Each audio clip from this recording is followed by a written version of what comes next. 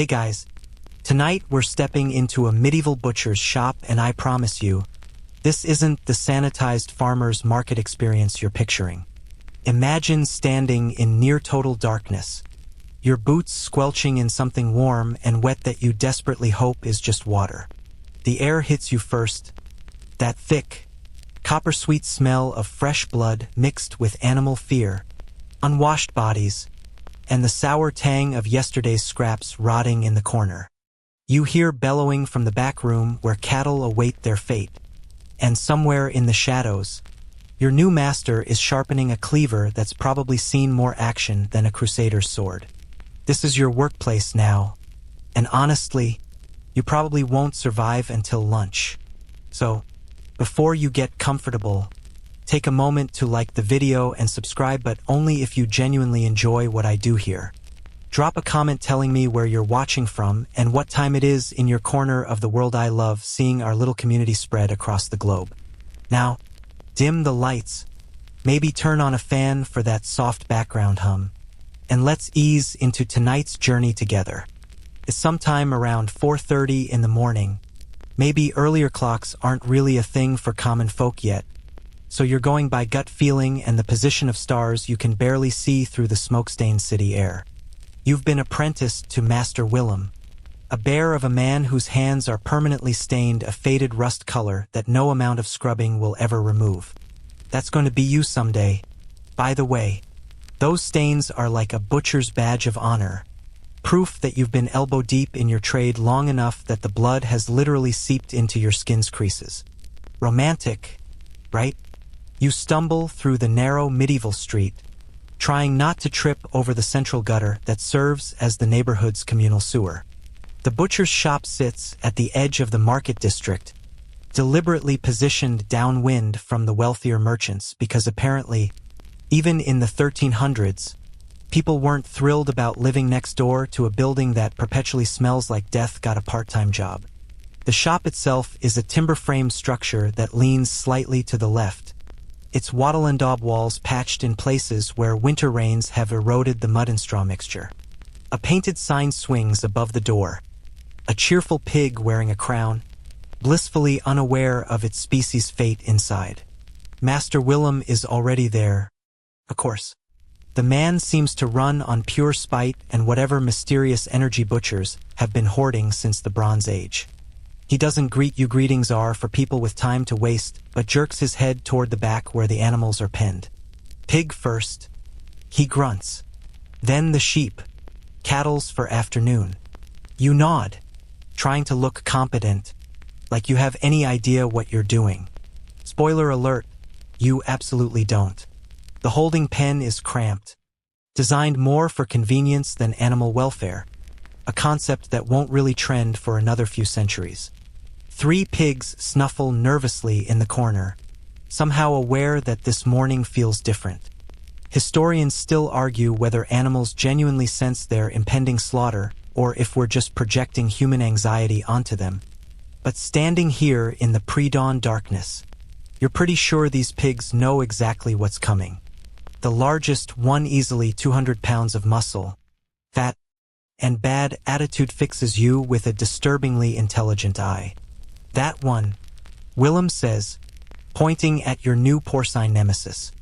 And don't make it suffer, quick and clean, or the meat toughens up. Scared animals taste scared. Here's something they don't teach you in those romanticized medieval fantasies. Killing is exhausting. Not emotionally, though that too, at least at first, but physically. That pig doesn't want to die, and it's going to use every ounce of its considerable strength to avoid the inevitable. You're expected to wrestle it out of the pen, secure it properly, and then end its life with a single, precise strike. In reality, medieval butchers used a few different methods. The most common for pigs was a stab to the heart with a long, thin blade, quick, efficient, and it allowed the blood to drain properly, which was crucial for meat preservation. You grab the rope, thick, scratchy hemp that's probably older than you are, and fashion a crude noose. The trick, Willem demonstrated yesterday, is to slip it over the pig's snout and tighten it just enough to control the head. The pig has other ideas. The moment you approach, it squeals, not a cute little oink, but a sound like someone's murdering a rusty gate. It's ear-splitting, panic-inducing, and it wakes up half the neighborhood. You can hear shutters slamming open as annoyed voices shout various medieval profanities in your general direction. The pig lunges left. You dodge right, and suddenly you're doing an absurd dance in a space barely large enough for one person, let alone a person plus an angry pig. Your feet slide in the muck. Definitely not just water. You realize with horror, and you go down hard on one knee. The pig, sensing victory, charges for the gap between you and the pen wall. But Willem, with the casual grace of someone who's done this roughly 10,000 times, simply extends one leg. The pig hits it, stumbles, and in that split second of confusion, you manage to loop the rope around its snout. Pull up and left. Willem instructs. Control the head. Control the beast. You pull. The pig thrashes, its whole body whipping back and forth with shocking violence. Your arms burn, your back screams, and you're only about 30 seconds into your workday. Together and by together, I mean mostly Willem, you maneuver the pig toward the killing floor, a slightly raised stone platform with a drainage channel cut into it. The channel leads outside to the street, because medieval waste management is basically make it someone else's problem. Willem hands you the sticking nifia blade about 10 inches long, narrow and sharp enough that you can practically feel it cutting the air. Between the fourth and fifth rib, he says, tapping his own chest, angle toward the spine, straight to the heart. He makes it sound simple, like he's describing how to butter bread. Your hands shake. The pig is still fighting, still screaming, and you're supposed to just stab it? Turns out, yes, that's literally the job description. You position the blade, feel for the gap between ribs. Surprisingly easy to find. Medieval pigs weren't the fatty breeds we have now. These are leaner, tougher animals. And push. There's resistance muscle, cartilage, all the things that don't want a knife inside the man. Then suddenly, the blade slides home. The effect is immediate. The pig's squeal cuts off, its legs buckle, and hot blood pours over your hands in a rush that's shocking even though you knew it was coming. Willem shoves a wooden bucket under the flow, catching the valuable blood that'll be used for black pudding later. Hold it steady, he commands, and you do, watching the life drain out of those intelligent eyes until they go glassy and empty. Here's a quirky medieval fact that'll haunt you. Butchers were required by guild law to save every drop of blood possible. Wasting blood wasn't just inefficient, it was considered borderline heretical, since blood was thought to contain a portion of the animal's soul. Some theologians argued that improperly handled animal blood could attract demons or bad spirits. So congratulations, you're now responsible for immortal soul management in addition to your butchering duties. The pig is dead, but your work has just begun. Willem produces a rope and pulley system attached to a sturdy beam overhead. Together, you hoist the carcass up by its hind legs, letting it hang there while the remaining blood drips into the bucket. Now we scald, Willem says, gesturing to a massive iron cauldron in the corner where water has been heating over a fire since before you arrived. Scalding is exactly what it sounds like. You dunk the pig carcass into near-boiling water, around 140 to 150 degrees Fahrenheit, though you're measuring by how much does this hurt when it splashes on me, to loosen the hair. The smell that rises from this process is indescribable: wet pork, scalded hair, and something else that's uniquely biological. You fight your gag reflex. Willem notices and chuckles darkly. Wait till summer, he says. Then the smell really gets interesting. After scalding, you scrape. Using a tool that's basically a dull blade with a wooden handle, you scrape every inch of the pig's hide, removing hair and the outer layer of skin.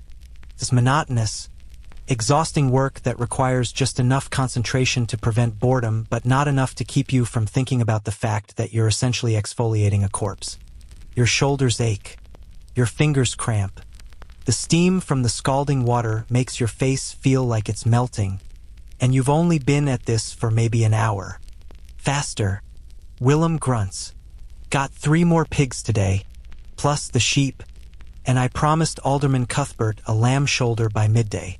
He pauses, eyeing your work critically, and you missed a spot. There, and honestly, just start over on the whole back leg. This is your life now. Welcome to medieval employment, where job satisfaction is a luxury reserved for people who inherited land. The historian Barbara Hannawalt noted that apprentice butchers in 14th century London had one of the highest desertion rates of any trade. Nearly 40% ran away before completing their 7-year terms.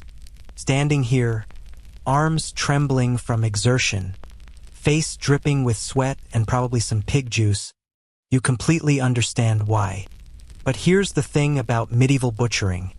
It's absolutely essential. Cities can't function without butchers. People need protein. And in an era before refrigeration, before industrial farming, before you could just grab a plastic-wrapped steak from a grocery store, butchers were the lifeline between livestock and dinner. They were respected, sort of, feared, definitely, and grudgingly necessary, absolutely. The trade was so important that butchers' guilds wielded serious political power. In some cities, they had the right to elect council members, regulate meat prices, and even maintain their own courts for settling disputes. By the time you finish scraping the first pig, the sun is finally rising, painting the sky in shades of pink and gold that seem almost offensive in their beauty given your current circumstances. Through the shop's open front, you can see the city waking up, bakers pulling loaves from ovens, milkmaids hauling their pails, apprentices like you stumbling toward their own personal hells. A group of monks processes past, chanting morning prayers, and you briefly wonder if it's too late to join a monastery. Sure, the vows of silence and poverty sound rough, but at least monks don't have to manually dehair dead pigs before breakfast. Stop daydreaming, Willem says, though not unkindly. He hands you a bucket of water clean. For once, rinse your hands and arms. Can't have blood drying on you before we even get to the real work. The real work. This was just the warm-up. You splash the water over your arms, watching pink streams run down and drip off your elbows. Your shirt a rough wool tunic that was probably beige once but is now an indeterminate brownish colorus already soaked with sweat and speckled with blood. There's no such thing as a butcher's apron in 1350. Those won't become standard for another couple centuries. You just wear clothes you don't mind destroying, because they will be destroyed. By the end of the week, you'll throw this tunic into the rag pile, and Willem will deduct the cost of a new one from your virtually non-existent wages. The pig hangs there, pink and naked, looking disturbingly human in its hairless state. Willem runs an appraising hand along its flank, feeling for fat distribution, checking the temperature of the meat. Good marbling, he mutters. Cuthbert's household will eat well tonight. He pulls out a different knife, shorter, curved, wicked sharp, and makes the first cut. This is butchery proper, the transformation of animal into meat, of life into commodity. Willem's hands move with practiced efficiency, each cut precise and purposeful. He splits the sternum, opens the cavity, and the internal organs spill out in a steaming mass of biological machinery. Your job is to catch them in a clean bucket: liver, heart, lungs, intestines, stomach, all of it valuable, all of it saleable. Nothing is wasted in medieval butchery. Nothing. See this? Willem holds up the liver, examining it in the growing daylight. Color's good. No spots. No parasites. This pig was healthy. This is actually how medieval people did a lot of their food safety inspection by examining organs. A spotty liver might indicate disease. Swollen lymph nodes meant the meat was suspect. Butchers had to know anatomy not from books, most couldn't read anyway, but from daily, intimate experience with animal bodies. They were part surgeon, part detective, and part gambler, betting that their assessment wouldn't poison half the neighborhood. You hold the bucket, trying not to look too closely at the contents while also trying to look like you know what you're doing. A delicate balance you're failing at spectacularly. The intestines are particularly challenging because they're seemingly endless, like a magician's scarf trick but significantly more disgusting. They'll be cleaned, turned inside out, scraped, and used as sausage casings, but right now they're just warm and slippery and very enthusiastically trying to escape the bucket. Willem quarters the carcass with a sawlong, rhythmic strokes that send bone dust floating through the morning air. The sound is something between scraping and crunching, and it sets your teeth on edge. Each quarter gets hung on its own hook along the back wall, where it'll stay until customers arrive. In winter, meat might keep for a few days. In summer, you're looking at hours before spoilage sets in. The entire medieval economy runs on a knife's edge between fresh and rotten, and butchers are the ones doing the balancing act. Right? Willem says, surveying the scene with the satisfaction of a job adequately done. That's one. Clean the floor while I start the next.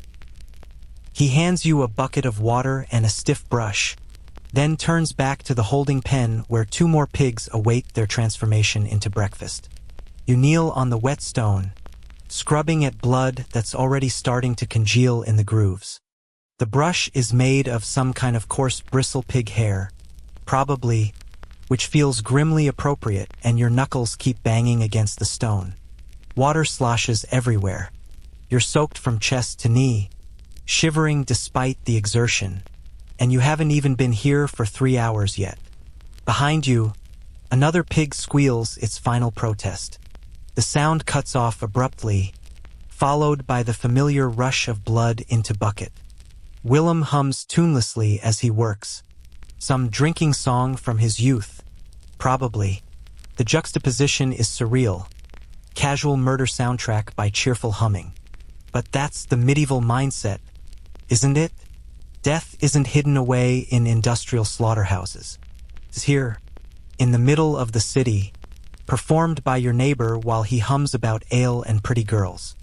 By the time the third pig is hanging and the sheep is bleeding nervously in the pen, you've discovered muscles you didn't know you had, and they all hate you. Your back aches from bending. Your arms tremble from lifting. Your nose has given up trying to process the smells and has just surrendered entirely. You're covered in a mixture of water, blood, and other fluids you're not identifying, and the day has barely started. Welcome to medieval working life, where an 8-hour shift is a fantasy and workers' rights are something that won't be invented for about 500 years.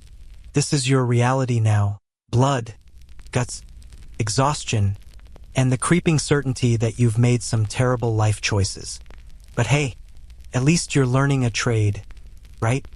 At least you're not starving in a ditch somewhere.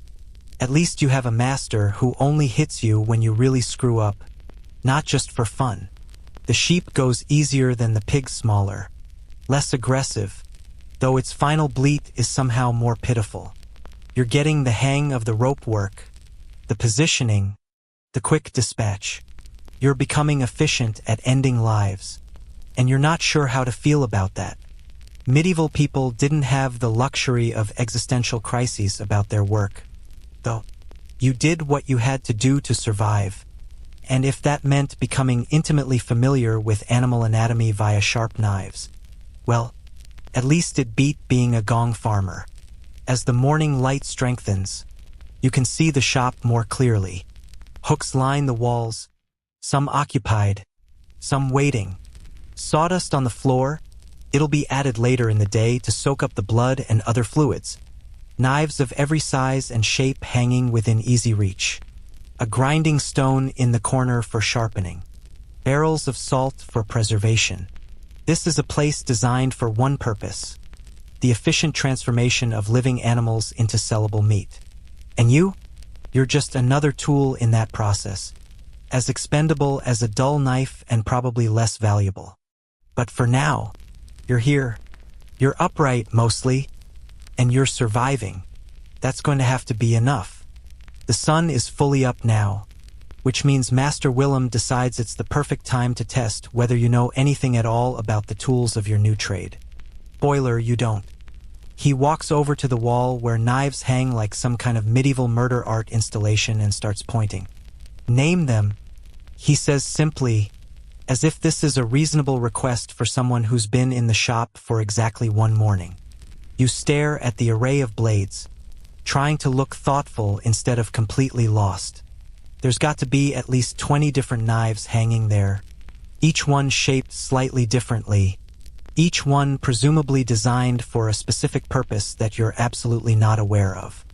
That one's for cutting? You venture, pointing at random. Willem's expression suggests you've just told him the moon is made of cheese. That's a boning knife, you absolute turnip. He sighs, lifting it off its hook. The blade is thin and flexible, about 6 inches long with a wickedly sharp point. Follows the bone, separates the meat clean. You use a cleaver for boning and you'll waste half the animal in shattered fragments. He sets it down and grabs another. This is a butcher's knife general purpose. Your bread and butter. This one's a scimitar. See the curve? Gets around joints. And this beauty, he hefts a blade that's more sword than knife, is a breaking knife. For initial cuts on large carcasses. You nod like any of this is sticking in your brain. It's not. It's all just sharp thing 1, and sharp thing 2, and sharp thing that'll definitely take your finger off if you look at it wrong. But Willem isn't done. He moves to the saws next. And oh boy, there are more varieties of saw than you thought possible. Bow saws, frame saws, hand saws with teeth that look like they were designed by someone's nightmare. Each one's for different bones. Willem explains. Wrong saw for the job and you're there all day, dulling the blade and looking like a fool. Here's something historians love to argue about. Were medieval cutting tools actually sharper than their modern equivalents? Some metallurgists insist that hand-forged iron and steel, properly tempered, could achieve edges that rival or even exceed modern factory-made blades. Others point out that medieval quality control was inconsistent. At best you might get a phenomenal blade from a master smith, or you might get garbage that barely held an edge through one pig. What's certain is that medieval butchers were absolutely obsessive about sharpness. A dull blade meant inefficiency, and inefficiency meant losing money, and losing money meant your family didn't eat. Willem hands you a Whetstonia rectangular block of fine-grained rock that's been worn concave from years of use. Every morning, every evening, you sharpen. He instructs. 10 strokes each side. Consistent angle. Check with your thumb. He demonstrates on a boning knife, the blade singing against stone in long, smooth strokes. The sound is almost meditative, a rhythmic whisper of metal on rock. Then he hands you the knife and watches expectantly. You try to mimic his motion. Immediately, you get the angle wrong, too steep, and the blade skitters across the stone with an awful screeching sound that makes Willem wince. Flatter, he says. You adjust. Now you're too flat, barely touching the edge. Steeper. You're pretty sure these instructions contradict each other, but you make another adjustment. This time, the blade finds the right angle, and you feel it bite into the stone ever so slightly. There, Willem grunts. Now 999 more strokes to go. He's not entirely joking. Maintaining a butcher shop's worth of knives is a daily ritual that eats up hours. Every blade needs attention, especially after a busy day of cutting through meat. Fat, And the occasional bone, accidents happen. You settle into the rhythm. Stroke, stroke, stroke, flip, stroke, stroke, stroke. Your arm develops a new kind of ache, different from the lifting and hauling but equally insistent. This is precision fatigue, the burn of trying to maintain exact consistency for longer than your muscles appreciate. While you're sharpening, Willem busies himself with the cleavers. These are the heavy hitters of the butcher's arsenal, thick, weighty blades designed to punch through bone with sheer force. A good cleaver could go through a cow's spine like it was butter, assuming the person wielding it had the strength and technique. Willem's favorite cleaver has a handle worn smooth from decades of use, the wood darkened with absorbed blood and oil. He claims it belonged to his master, who got it from his master, going back generations. It's probably held together more by superstition and habit than structural integrity at this point. But try telling a medieval craftsman that his inherited tools are past their prime. The cleaver, Willem announces, holding it up like Excalibur, is truth. No finesse, no tricks. You line up the cut, you swing true, and the bone either splits or it doesn't. Hesitate, and you'll bounce off and maybe take your own hand with you. He demonstrates on a sheep's leg, positioning the blade precisely at the joint, then bringing it down with a controlled swing that looks effortless but probably requires more strength than you currently possess. The bone splits with a crack, and the leg separates cleanly. Your turn. He sets up another joint, a pig's trotter this time, still attached to the lower leg. You grip the cleaver, immediately surprised by its weight. This thing has to be 3, maybe 4 pounds of solid metal. Your wrist already wants to quit. You position it where Willem showed you, take a breath, and swing.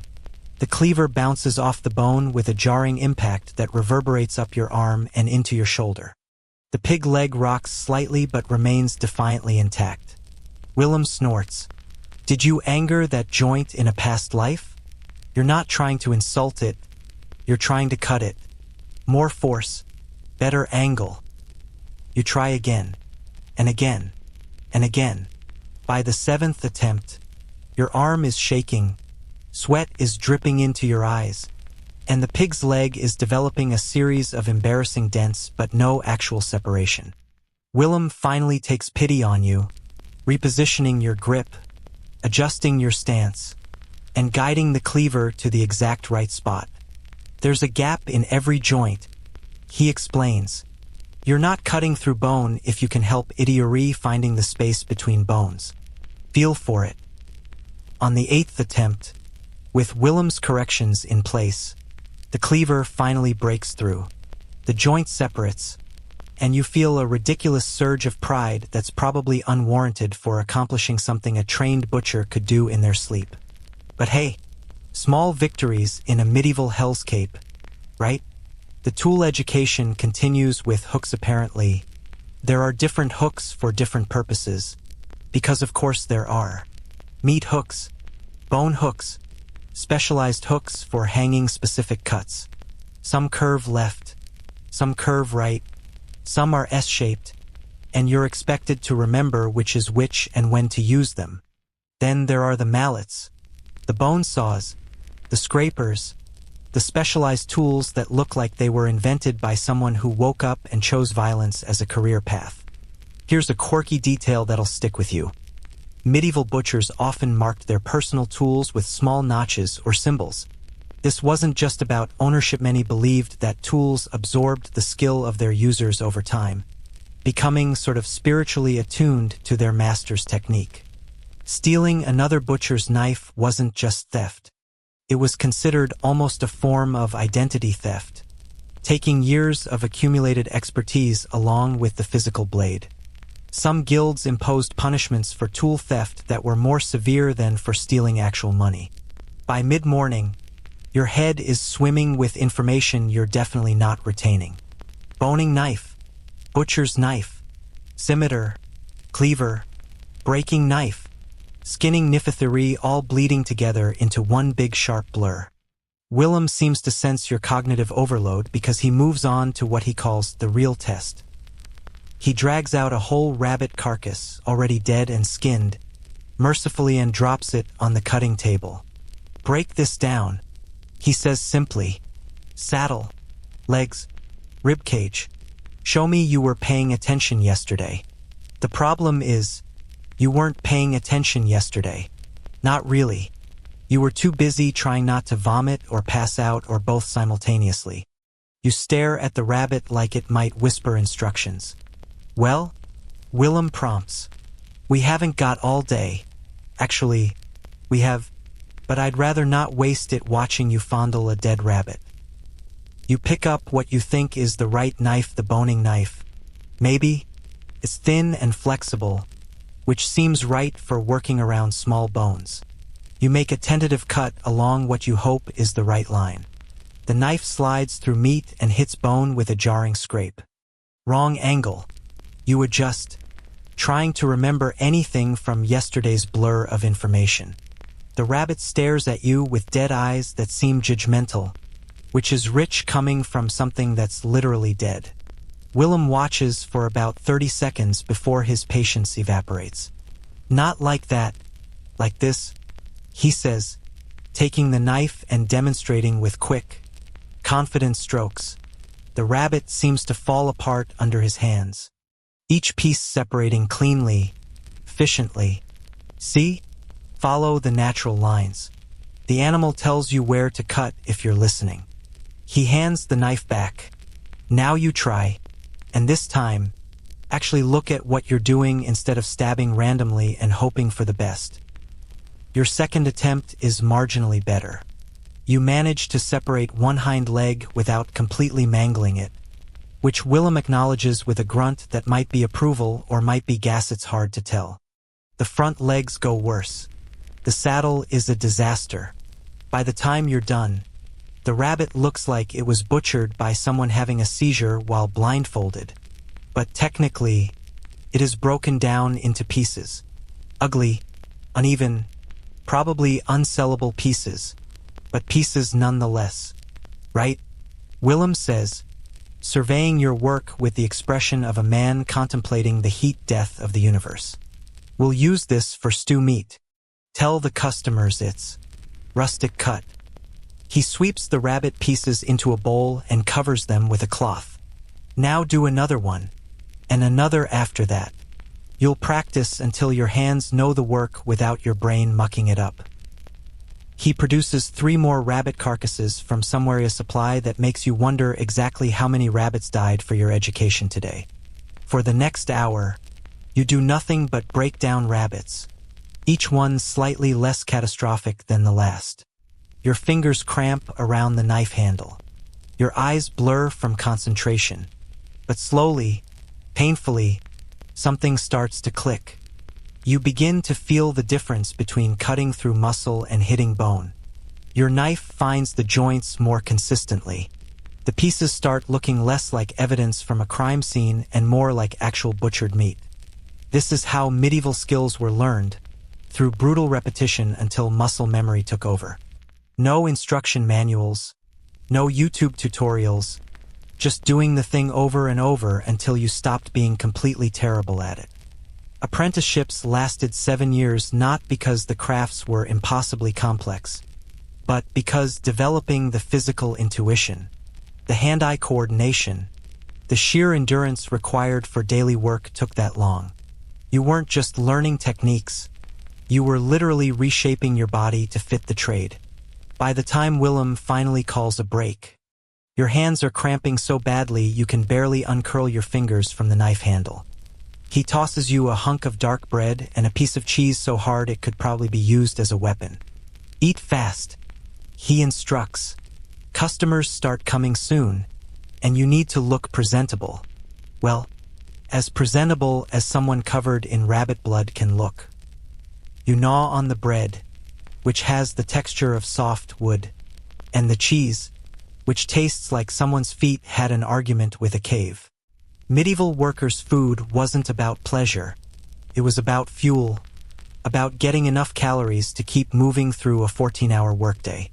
The bread is probably 3 days old, saved from someone's purchase and now relegated to apprentice rations. The cheese might be older than you are, but your stomach doesn't care about age or taste. It just wants something, anything, to burn for energy. While you eat, Willem does his own sharpening ritual, moving through the knives with practiced efficiency. Each blade gets exactly the attention it needs, no more, no less. He tests edges with his thumb, a gesture that makes you wince but that he performs with casual confidence. A blade's edge tells you everything, he comments, noticing your attention. Too dull, you're working twice as hard. Too sharp, you're taking off your own flesh every time you slip. There's a balance. He holds up a cleaver, examining it in the light streaming through the shop's front opening. The edge catches the sun, a hair-thin line of brightness. This blade's been in my family 3 generations, he says, and there's something almost tender in his voice. My grandfather used it. My father used it. Now it's mine. Good steel, properly cared for, outlasts flesh, outlasts memory, even. He sets it down carefully, reverently. Tools are legacy. Remember that. It's the most philosophical Willem has been all morning, and it catches you off guard. You're used to grunted instructions and exasperated sighs, not meditations on mortality and metalwork. But maybe that's the thing about medieval craftsmen. Their tools weren't just objects. They were extensions of self, carriers of skill, links in a chain stretching backward to masters long dead and forward to apprentices not yet born. The moment passes. Willem's back to business, pulling out a grinding wheel, a large stone disc mounted on an axle, operated by a foot pedal. Some blades need more than a whetstone, he explains, selecting a cleaver that's seen better days. But grinding removes metal, shortens the blade's life, so you only grind when you must. He demonstrates, foot pumping the pedal to spin the wheel while holding the blade at a precise angle. Sparks fly in brief, bright cascades, and the scraping sound fills the shop. The edge emerges renewed, sharp enough to catch light along its entire length. Your turn, he says, stepping aside. The grinding wheel is more complicated than it looks. You've got to coordinate the foot pedal rhythm with the blade angle while maintaining consistent pressure. Too much pressure and you burn the metal, ruining its temper. Too little and you're just tickling the blade with stone. Your first attempt results in an uneven edge and a grinding sound that makes Willem physically flinch. Gentler, he barks. You're sharpening it, not trying to erase it from existence. By your 5th attempt, you've achieved something that might charitably be called acceptable. The blade is sharper, at least, even if the edge isn't perfectly even. Willem examines your work, makes a non-committal noise, and sets the cleaver aside. It'll do for pig work, he decides, which you're learning is his version of high praise. The morning's tool tutorial has left you with a healthy respect for sharp objects and an unhealthy number of small cuts on your hands. Nothing serious, just the inevitable price of learning to handle blades you're not yet comfortable with. Each cut stings, especially when sweat or dirty water finds its way into them. Medieval butchers bore scars like badges of honor, their hands a roadmap of every mistake, every slip, every moment of inattention. Your hands will look like that eventually, assuming you survive long enough. Willem notices you examining a particularly deep cut on your thumb. Yarrow and cobwebs, he says gruffly, stops the bleeding, keeps corruption out. Mostly. He produces a jar of some gray substance that you really hope is just yarrow and cobwebs and not something worse. You daub it on, trying not to think too hard about the fact that you're applying spider homes to open wounds. But this is medieval medicine. You work with what you have, and what you have is herbs, superstition, and hope, right? Willem announces, surveying the shop. The morning's work has left blood on every surface, tools scattered across benches, and the air thick with the smell of death and iron. Clean it all. Rinse the blades. Oil them. Hang them proper. Scrub the blocks. Fresh sawdust on the floor. And do it fast. I hear the church bells, which means it's nearly terse, which means customers in an hour. You look at the disaster zone that is the shop, then at your trembling, cut-covered hands, then back at the disaster zone. An hour to make this place presentable. It seems impossible, but Willem's already moving on to other tasks, checking the hanging meat, adjusting hooks, calculating what cuts he'll need for the day's likely customers. The shop won't clean itself, and complaining is apparently not an option. So you grab a bucket, fill it with water from the rain barrel outside, and start the process of making a slaughterhouse look like a respectable place of business. The irony isn't lost on you. You're trying to pretty up a room whose entire purpose is death and dismemberment. But that's medieval commerce. Appearance matters, even when everyone knows exactly what happens behind the scenes. The church bells finish their announcement of terse, and right on schedule, the first customer pushes through the shop's door. She's a heavy-set woman with the kind of face that suggests she's never been impressed by anything in her life and doesn't plan to start now. Her eyes sweep the shop with the precision of a military inspection, lingering on the freshly hung pork quarters, the lamb sections, the bucket of offal you've tried to position discreetly in the corner. You can practically see her calculating whether Master Willem is trying to cheat her. Mistress Aldith. Willem greets her with something approaching politeness. What'll it be today? Half a pig's head, she says without preamble. And I want to see you split it myself. Last time I bought from Johnston down the street, got home and found he'd kept all the good brain matter for himself. Left me with skull and snout. You try not to visibly react to the phrase good brain matter, but your face apparently betrays you because Mistress Aldith fixes you with a withering stare. What's wrong with you, boy? Never seen anyone buy brains before? They're the best part. Fry them up with sage and you've got a meal fit for the Earl himself. She turns back to Willem. This your new apprentice? Looks a bit peaky. He'll toughen up, Willem says with absolutely no conviction. He's already moving toward one of the pig heads, hanging on the wall. You'd successfully avoided looking at them directly until now, but there's no escaping it anymore. The pig head stares down at you with clouded eyes, its snout slightly open in what could be a snarl or could be the simple relaxation of death. Willem lifts it off the hook with practiced ease and brings it to the cutting block. Here's where your education in anatomy gets visceral. Willem produces a cleaver, not his precious family heirloom, but a heavy working blade designed for exactly this job. Watch close, he tells you. Pig skull's thick, but there's a line right down the center where the bones meet. Hit it there, and it splits clean.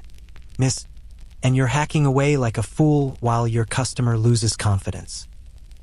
He positions the cleaver precisely along the pig's skull, running his finger down an invisible line to find the exact right spot. Then, with a controlled swing that belies the force involved, he brings the cleaver down. The crack echoes through the shop bone, splitting, not shattering. The pig head falls open in two perfect halves, revealing the gray matter inside, the delicate bone structure, all the hidden architecture of a skull that's now exposed for inspection. Mistress Aldith leans in, examining both halves with the intensity of a jeweler assessing diamonds. She prods the brain tissue with one finger, checking its consistency. She peers at the color, looking for signs of disease or spoilage. Finally, satisfied, she nods. That'll do. Wrap the half with more brain. I am not paying for bone I can't eat. Willem wraps her selection in cloth, precious cloth that he'll charge a small fee for, because nothing in a medieval shop is free. Mistress Aldith counts out coins from a purse kept tucked in her bodice, each one examined and approved by Willem before being dropped into his collection box. Money in the 14th century isn't standardized like today. Coins are clipped, shaved, occasionally counterfeit. Every transaction involves negotiation and verification. As soon as Mistress Aldith leaves, Willem hands you the cleaver. "Your turn," he says, pointing to another pig head. "Mistress Joan will be by shortly, and she'll want the same. Better practice now while there's no one watching to judge your failures." You approach the pig head with all the enthusiasm of someone approaching their own execution. The cleaver feels heavier than it did during practice, probably because now there's pressure. Now it matters. You find what you think is the center line, position the blade, and swing. The cleaver bounces off the skull with a dull thunk, leaving barely a dent. The pig head rocks slightly on the block, almost mocking you. "More force," Willem says, "and better aim. You're half an inch off the line." You adjust. Swing again. This time the cleaver bites in but doesn't go through. It's stuck in the bone about an inch deep, and when you try to pull it out, the entire pig head lifts with it. You're now standing there, holding a cleaver with a pig head dangling from it like the world's worst fishing trophy. Willem sighs the sigh of a man reconsidering every life choice that led to this moment. "Don't," he starts, then pauses to find words that won't utterly destroy what little confidence you have left. "Don't lever it. Just set it down. Position again, and this time hit it like you mean it. That pig's already dead. You can't hurt it any worse than you already have." Your third attempt finally breaks through, though splits clean would be generous. It's more of a split with some splintering and a concerning crack that went the wrong direction. The two halves are uneven. The brain matter is definitely more in one side than the other, and you're pretty sure you've destroyed any value this pig head might have had. Willem examines your work with the expression of a doctor viewing a terminal patient. "Well," he finally says, "at least it's in two pieces. We'll sell this to someone who's either desperate or has very poor eyesight." He sets the mangled pig head aside. "Try another. And this time, remember, the pig skull has a natural weak point. You're not trying to smash through pure bonery finding the seam. Feel for it." Here's something historians still debate. How much anatomical knowledge did medieval butchers actually possess? Some scholars argue they had sophisticated understanding of animal anatomy, rivaling trained physicians of the era. Others suggest their knowledge was purely practical. They knew where to cut through experience, not education. What's certain is that a good butcher could navigate a carcass in the dark, finding joints and separation points by touch alone. That knowledge wasn't written down in textbooks. It lived in the hands, in the muscle memory, in the calluses and scars that marked years of practice. You attempt 3 more pig heads before Mistress Joan arrives. The results are progressively learning to feel for that central seam, to commit to the swing rather than hesitating. By the third attempt, you achieve something approaching a clean split, though Willem still finds fault with your technique. "You're muscling through it," he criticizes. "Let the blade do the work. You're there to guide it, not to force every cut through sheer stubbornness." Mistress Joan turns out to be Mistress Aldith's sister, with the same judgmental eyes and the same insistence on seeing the butchering done before her eyes. She wants a whole pig's head, unsplit, plus the liver and heart from the morning's sheep. Willem handles this transaction while you're sent to fetch the organs from the cooling room cellar beneath the shop where temperatures stay relatively stable even in summer. The cooling room is accessed through a trapdoor behind the cutting block. You lift it, revealing stone steps descending into darkness that smells of earth, old blood, and something fungal. A tallow candle sits in a holder by the entrance. Willem lights it with practiced ease and hands it to you. Sheep organs, in the barrel marked with the cross. Don't mix them up with the pig organs in the barrel with the circle. And for the love of all saints, don't drop the candle or you'll burn the whole shop down. You descend carefully, each step testing your balance as you try to manage both candle and your own growing sense that medieval health and safety standards are flexible. The cooling room is larger than expected, with barrels and hooks and hanging bundles of things you can't quite identify in the flickering light. The temperature drop is immediate and welcome. Down here. It's probably 20 degrees cooler than the shop above, though the humidity makes everything feel damp and slightly wrong. The barrel with the cross is easy enough to find. Inside, packed in salt and what might be vinegar, are the sheep organs. You fish out the liver and heart, trying not to think too hard about plunging your hands into cold, salty organ soup. The liver is surprisingly heavy, dense with whatever it is livers are dense with. The heart is smaller, more muscular, with visible chambers and vessels. Both are slippery, and you nearly drop the liver twice on your way back up the stairs. Willem takes the organs, rinses them quickly in a bucket of water, and presents them to Mistress Joan.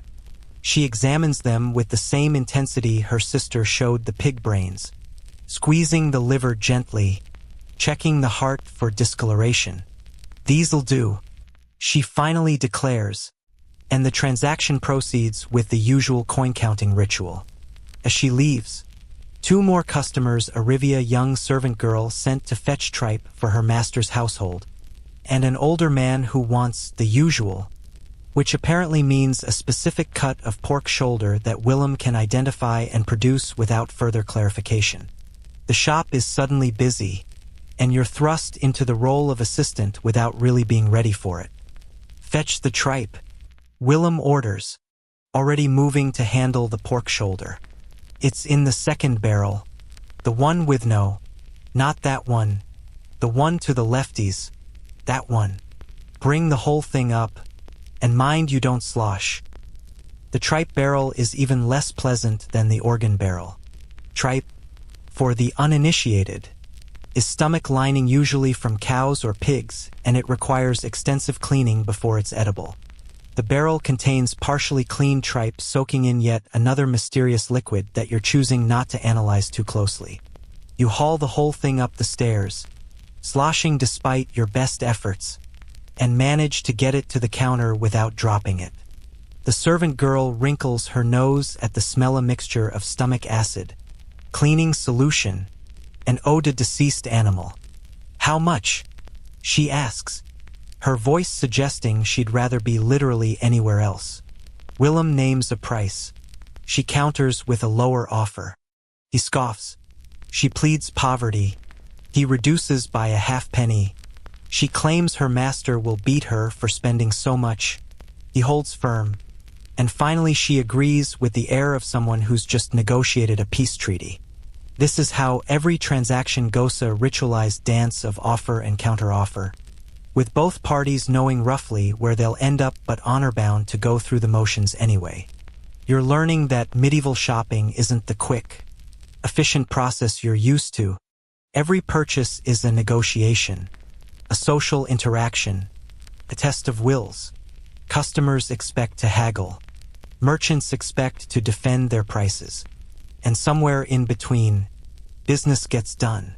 It's exhausting just to watch, let alone participate in. The morning accelerates into a blur of customers, each with specific demands. A woman wants pig trotters for making jelly. A man needs specific beef cuts for his lord's table and won't accept substitutes.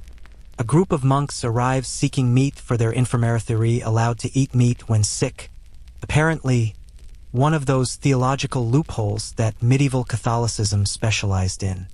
Each transaction requires Willem's attention, his expertise, his ability to assess exactly what cut will satisfy which customer. Your job is mostly to descend to the cooling room, haul up barrels, carry hanging pieces from the back wall to the counter, clean up the inevitable messes. You're a glorified pack animal, but at least you're learning the layout of the shop, the organization system, such as it is, the basic rhythm of commerce. You're also learning that every customer has an opinion about your competence. And none of those opinions are particularly flattering. Is this boy simple? One woman asks Willem, watching you struggle with a particularly slippery piece of liver. He handles that organ like he's never seen meat before. He's learning, Willem says diplomatically, which is his way of saying yes, he's currently useless, but maybe someday he'll achieve basic competence. Between customers, Willem gives you rapid-fire instruction on cuts. This is the shoulder good for slow cooking, lots of connective tissue. This is the loin prime cut, expensive, only for wealthy households. These are ribsome meat, mostly bone. Sell them cheap to families who need to stretch their budget. This is flank tough but flavorful, perfect for stews. He's pointing at a pig carcass, indicating different sections, and you're desperately trying to commit it all to memory. But here's the thing about medieval apprenticeship. You're not expected to memorize through lecture.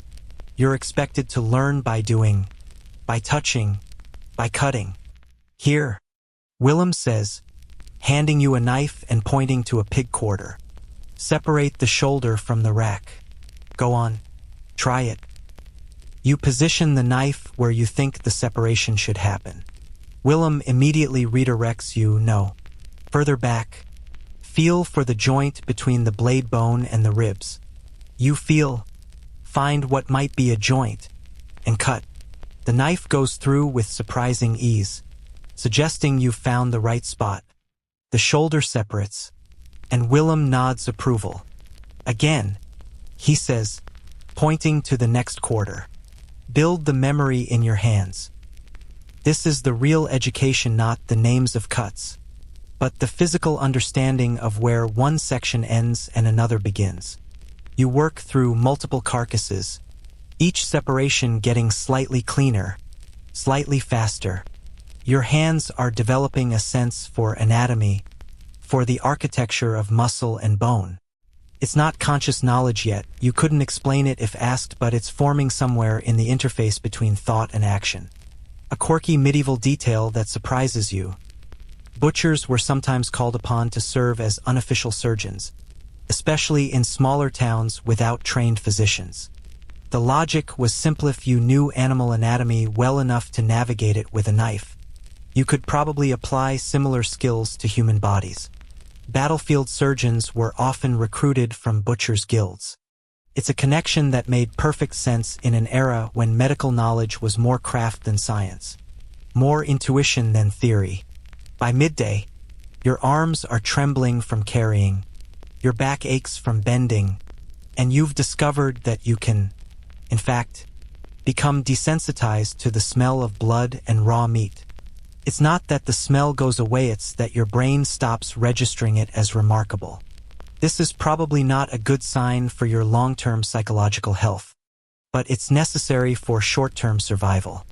Willem calls for a brief pause, producing bread and ale for a quick meal. The bread is fresher than this morning's, probably purchased from the baker next door during a lull you didn't notice. The ale is weak but wet, cutting through the coating of copper taste that's developed in your mouth. You eat standing up, because sitting down would require energy you don't have to stand back up again. You're doing adequate, Willem offers, which from him is practically a sonnet of praise. Not good, mind you, not even approaching competent, but adequate for a first day. You haven't fainted, haven't vomited on the customers, and you've only ruined, what, 3 pig heads? 4? He considers. That's actually better than my first apprentice. Boy couldn't handle the blood, passed out twice before noon and never came back. This is meant to be encouraging, you think. You're succeeding by the incredibly low bar of maintaining consciousness and not fleeing in terror. It's the kind of achievement that won't make it into any history books. But right now, feels monumental. The afternoon brings different customers, wealthier ones, mostly, who've sent servants in the morning but come themselves now to assess quality personally. A merchant in fine wool wants a whole lamb, butchered to specific requirements for a dinner party. A minor noble steward needs beef cuts that meet exacting standards. These customers don't haggle as aggressively, but they're far more demanding about quality, about presentation, about every detail of the cut and preparation. Willem handles these transactions with a different demeanor, more formal, more deferential, but also more confident. These are customers who recognize quality and will pay for it. The merchant wants his lamb butterflied and trimmed just so. Willem demonstrates the technique, his knife dancing through muscle and fat with movements that look almost artistic. You watch, trying to absorb the lesson, knowing you're months or years away from achieving anything similar. As the afternoon wears on, you're sent back to basics: cleaning, hauling, managing the increasing mountain of offal and scraps that accumulate during a busy day. Nothing is wasted, but not everything is sold immediately either. Some scraps go to the poor who gather near the shop's rear entrance, waiting for the daily distribution. It's part charity, part public relations. Keeping the neighborhood poor fed means they're less likely to steal or cause trouble. Some scraps go to the rendering pot, where they'll be boiled down for tallow. Some go to specific customers who've ordered them in advance for specific purposes you don't want to contemplate too closely. The rhythm of the shop becomes almost meditative: cut, wrap, sell, clean, repeat. Each customer is a variation on a theme, each transaction a slight modification of the basic pattern. You're finding your role in this rhythm, learning to anticipate what Willem will need before he asks for it. It's not skill yet, just pattern recognition, but it's something. By late afternoon, your education takes a darker turn. Willem pulls you aside and points to a hanging beef carcass. "See this?" he asks, indicating a discoloration on the lung tissue, visible through the split ribs. "What does that tell you?" You examine it, having no idea what it tells you. That the cow was sick? The cow had lungworm. Willem corrects. Common enough. Usually not dangerous to humans if the meat's cooked proper. But some customers panic if they know. So we trim around the affected area and don't mention it unless asked directly. He demonstrates, cutting away the discolored tissue.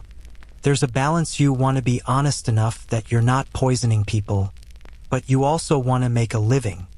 Throwing away perfectly good meat because of minor issues helps no one. This is the moral complexity of medieval butchery laid bare. Food safety standards are negotiable, based on experience and judgment rather than regulation. What's acceptable depends on the customer, the season, the price point. A lord's household gets pristine cuts with no compromises. A poor family gets meat that's maybe a day too old but still probably fine. It's not cruel, it's practical in a world where wasting food means someone goes hungry. The afternoon light is starting to slant golden through the shop's front opening when a man wearing a distinctive leather badge strapped to his arm walks in. Willem's entire demeanor shifts. His spine straightens, his casual slouch disappears, and something that might be nervousness flickers across his face. "Master Godwin." He greets the newcomer with careful respect. "An honor to see you." Master Godwin is a guild inspector, and from the way Willem is suddenly treating him like visiting royalty, you gather this is either very good or potentially very bad. Godwin has the build of someone who spent years doing physical labor before ascending to a supervisory role. Thick shoulders, scarred hands, but a soft middle that suggests he's been eating well lately. His eyes sweep the shop with professional assessment, taking in the hanging carcasses, the cleanliness of the floor, the organization of tools, every detail that might indicate whether Willem is maintaining guild standards. "Just a routine inspection, Willem," Godwin says, though his tone suggests there's nothing routine about it. "The guild has received concerns. Nothing specific, mind you, just concerns." He pulls out a wax tablet and stylus, ready to make notes. Let's start with your weights and measures, shall we? Here's where you learn that medieval guilds weren't just social clubs for craftsmen, they were regulatory bodies with serious power. The Butchers' Guild controlled who could practice the trade, where shops could be located, what prices could be charged, and most importantly, what standards had to be met. Violating guild rules could mean fines, loss of license, or in extreme cases, being banned from the trade entirely. And the guilds enforced their rules through inspectors like Godwin, who had the authority to shut down non-compliant shops on the spot. Willem produces his Scalisa balance beam type with 2 hanging pans and a set of standard weights. Godwin examines them carefully, checking for signs of tampering. Medieval merchants were infamous for rigging scales, using weighted pans or hollow weights filled with lighter materials to cheat customers. The guild's job was to catch these tricks before they damaged the reputation of the entire trade. Weights look standard, Godwin notes, testing each one against a master weight he's brought with him. Good. Now, let's discuss your apprentice situation. His eyes land on you, and you suddenly feel like a rabbit that's wandered into a wolf den. This the new boy? Yes, Master Godwin. Willem confirms.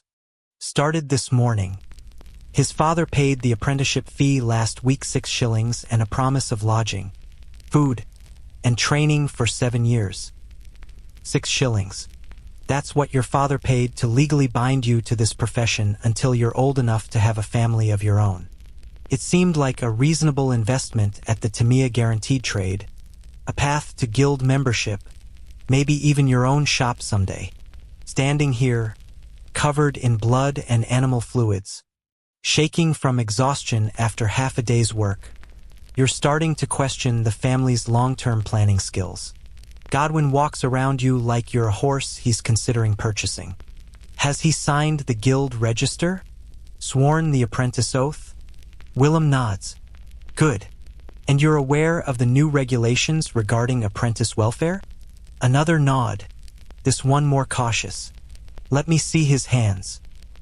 You extend your hands, palms up, revealing the collection of cuts, blisters, and general damage that this morning's work has inflicted. Godwin examines them with surprising thoroughness. Nothing that won't heal, he pronounces. But mind you, Willem the Guild's new stance is that maiming apprentices reflects poorly on the master. Keep him functional. We need skilled butchers, not cripples. This is apparently progressive thinking in 1350, the idea that maybe masters shouldn't destroy their apprentices' bodies during training.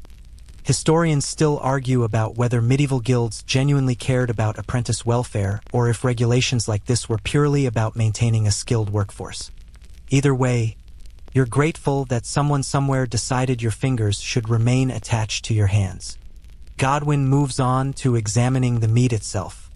He checks the hanging carcasses for proper bleeding, for signs of disease, for evidence of proper butchering technique. He inspects the storage areas, sniffing for rot, checking temperatures by touch. He opens the barrel of tripe and immediately recoils.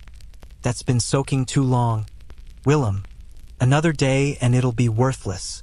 Sell it today or throw it out. Yes, Master Godwin. Willem agrees, making a mental note that you can see crossing his face. That tripe represents money, and throwing it out represents loss. He'll be pushing hard to sell it before closing, probably at a discount to someone who doesn't ask too many questions about freshness. The inspection continues with Godwin checking the shop's compliance with dozens of regulations you didn't know existed. Butchers must maintain clean floors, relatively speaking. They must dispose of waste properly. Defining properly is apparently flexible. They must not sell meat from diseased animals knowingly. The knowingly is doing a lot of work there. They must not operate during prohibited horse nose slaughtering on Sundays or holy days. No selling after curfew bells. Your register, Godwin demands, and Willem produces a ledger book where he's supposed to record all transactions. Medieval guilds required this documentation partly for tax purposes, partly to track meat distribution and prevent hoarding or price manipulation. Godwin flips through it, checking dates against his own calendar, verifying that quantities sold match reasonable estimates from the number of animals slaughtered. This entry here, Godwin taps a line from 2 weeks ago. 6 sheep purchased, but I only see sales records for 4.5 sheep's worth of meat. Where's the rest? Willem doesn't hesitate. Spoilage, Master Godwin. We had that hot spell, remember? Lost a leg and some organs to rot before we could sell them. It's noted in the waste column. He points to a different section of the ledger where, indeed, losses are recorded. Godwin makes a non-committal sound. See that your waste column doesn't get too creative. Willem, the guild understands reasonable loss, but we're not fools. If you're selling unreported meat to avoid guild fees, we'll find out. Here's a quirky detail about medieval guild regulations. Butchers were required to report not just sales but also waste, because the guild needed to track overall meat supply in the city. Too much waste suggested incompetence or fraud. Too little waste suggested someone was selling diseased meat that should have been destroyed. The guild wanted that perfect middle ground of reasonable business loss enough to be believable, not enough to be suspicious. The inspection takes nearly an hour, with Godwin checking everything from knife sharpness. Adequate but not excessive overly sharp knives suggest you're cutting corners elsewhere. Apparently, to the condition of your apron, blood-soaked is fine, but it should be blood from today, not last week. Finally, he seems satisfied, or at least not dissatisfied enough to take action. Your shop passes, he announces, making a note on his wax tablet. But I'll be back in 3 months for another check. And Willem? He leans in slightly. Those concerns I mentioned? They came from Johnston down the street. He suggested you might be selling after curfew, catching customers who can't make it during legal hours. His expression makes clear what he thinks of Johnston's character. I found no evidence of that today. But be aware guild brothers are watching each other. Keep everything legitimate, and you'll have no problems. After Godwin leaves, Willem visibly relaxes, his shoulders dropping from their rigid position. Bastard, he mutters, though whether he means Godwin or Johnston isn't clear. Johnston's been trying to undercut me for months. Now he's sicking the guild on me like I'm some criminal. He spits into the sawdust. That's guild politics for you. Boy, learn it well. Your fellow butchers are sometimes your worst enemies. This is the darker side of guild membership that the romantic histories don't emphasize. Yes, guilds provided structure, training, quality control, and mutual support, but they also bred intense competition, petty rivalries, and a culture of surveillance where reporting your neighbor's violations was both socially acceptable and economically advantageous. Every butcher was simultaneously colleague and competitor, bound together by shared trade but divided by the struggle for customers and profit. You're processing this revelation when Willem shoves a broom into your hands. Floor, he orders. Inspector might be gone, but customers still come, and they like to see sawdust instead of blood pools. Make it presentable. You sweep, pushing bloody sawdust toward the drainage channel, trying to make the shop look like a legitimate business rather than a crime scene. The afternoon crowd has thin. Most households have already purchased what they need for evening meals. The remaining customers are either late planners or opportunists hoping for discounts on meat that needs to sell before it spoils. One such customer is a woman you recognize as a regular Mistress Emma, who always comes late and always haggles aggressively. She eyes the hanging pork with the expression of a general surveying a battlefield. That shoulder's been there since morning, she observes, starting to look a bit dark around the edges. Isn't it? Willem bristles. That shoulder is fresh as dawn, Mistress Emma, and you know it. the colors from proper aging, not spoilage. She says, unconvinced. I'll give you 3 pennies for it. It's worth 6, and that's already a bargain. For pennies, and I'll tell my neighbors you're running a fair shop. 5 pennies, and I'll throw in some soup bones for free. They settle on 4 pennies and soup bones, both parties pretending they've won the negotiation. You're learning that stated prices are merely starting positions, and the real price emerges from this ritual combat of offer and counteroffer.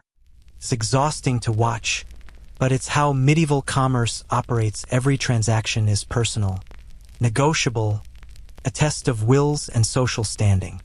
As Emma leaves with her purchase, Willem turns to you with something approaching approval. You're getting the rhythm, he says. Not the skill yet, not the knowledge, but the rhythm. That's the first step. Most apprentices take a week to find the rhythm. You've got it in a day. Maybe you're not completely hopeless. This is high praise from Willem, and you feel a ridiculous surge of pride. You're still terrible at actual butchering, still clueless about most aspects of the trade, still likely to lose a finger before the week is out. But you've found the rhythm, the flow of work, the pattern of customer interaction, the basic pulse of the shop. It's something. The late afternoon brings an unexpected visitor, a boy younger than you, maybe 12, wearing clothes that are more holes than fabric. He hovers at the shop's entrance, not quite coming in, not quite leaving. Willem notices and sighs. All right, Thomas, what's your mother need today? The boy Thomas huffles forward. She sent me to ask if you had any scraps, Master Willem. Father's still sick, and we've got nothing for the pot. His voice is quiet, embarrassed by the necessity of begging. Willem's expression softens in a way you haven't seen before. He moves to the scrap pile, selecting pieces that are genuinely too small or odd to sell but still have some meat on them. He adds a few bones with good marrow, some organ pieces that didn't make the cut for regular customers. It's more than scraps, it's actual food, carefully selected to provide nutrition for a struggling family. Tell your mother this is payment for that basket she wove me last month, Willem says gruffly, wrapping the package. We're square now, understand? This isn't charity, it's settling accounts. Thomas nods eagerly, understanding the fiction that preserves his family's dignity. He takes the package and disappears before Willem can change his mind. You stand there, revising your opinion of your master. He's gruff, demanding, quick to criticize, but he's also supporting his community in the ways available to him. The scraps he gives away are part of a complex web of mutual obligation that keeps medieval neighborhoods functioning. Don't look at me like that, Willem grumbles, noticing your expression. It's just good business. Thomas's family remembers kindness. They'll send customers my way when they can. And his mother's basket work is actually quite good. I'll need another carrying basket by winter. He's justifying charity with economics, unwilling to admit simple compassion. Here's something historians recognize about medieval trade. It operated on a dual economy of cash transactions and social obligations. The official economy involved coins, contracts, documented sales. The unofficial economy involved favors, credit, mutual aid, and complex webs of who owed whom that couldn't be captured in any ledger. A successful medieval craftsman had to navigate both, balancing profit with community standing, accumulation with generosity. The shop quiets as evening approaches. Willem begins his closing routine, checking meat for signs of overnight spoilage, deciding what needs to sell tomorrow versus what needs to be preserved tonight. Some cuts get a heavy salt coating. Others get wrapped in cloth soaked in vinegar. The tripe that Godwin criticized gets dumped. Willem judges it too far gone to risk. Even at a discount, the loss goes in the waste column of his ledger. Another small cut into the day's profit. Tomorrow morning, You'll help with preserving. Willem informs you. We'll smoke some of the pork, salt the beef, render fat for tallow. Can't sell everything fresh, need to build up preserved stock for lean times. He's already thinking ahead, planning for seasons when livestock is scarce, when customers have less money, when the shop needs reserves to survive. You nod, trying not to think about what helping with preserving might entail. If today has taught you anything, it's that every task in a butcher's shop is more complicated, more disgusting, and more physically demanding than you imagine. Preserving meat probably involves techniques you'll find horrifying and smells you'll never forget. As the light fades, Willem finally says the words you've been desperate to hear. Go on, then. Get home. Eat something that isn't shop scraps. Sleep if you can. Be back before dawn tomorrow. VE got a cattle delivery, and those bastards are mean in the morning. He pauses. You did adequate work today. I mean that. Adequate is all I ask for now. The rest comes with time, assuming you survive long enough to learn it. You stumble out of the shop into the cooling evening air, your clothes stiff with dried blood, your body aching in places you didn't know could ache. The street is quieter now, shops closing, workers heading home, the city shifting from commerce to rest. You join the flow of exhausted apprentices, servants, laborers, all of you bearing the marks of your particular trades. Your hands throb, your back screams. Your nostrils are so full of the smell of blood and raw meat that you're not sure you'll ever smell anything else. But you survived. You made it through your first day in a medieval butcher's shop without fainting, without fleeing, without earning Willem's complete contempt. By the incredibly low standards of 14th century apprenticeship. That counts as success. Tomorrow will bring new challenges, that cattle delivery, the preserving work, whatever fresh hell medieval butchering has in store. But that's tomorrow's problem.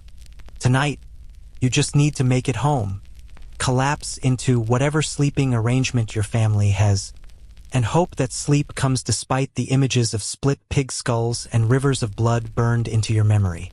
The guild system has claimed you now. You're part of the machinery of medieval commerce, a small cog in the great wheel that turns livestock into profit. 7 years of this stretches ahead. 7 years of blood and bone and slowly accumulated skill. 7 years until you might considered a competent butcher worthy of guild membership.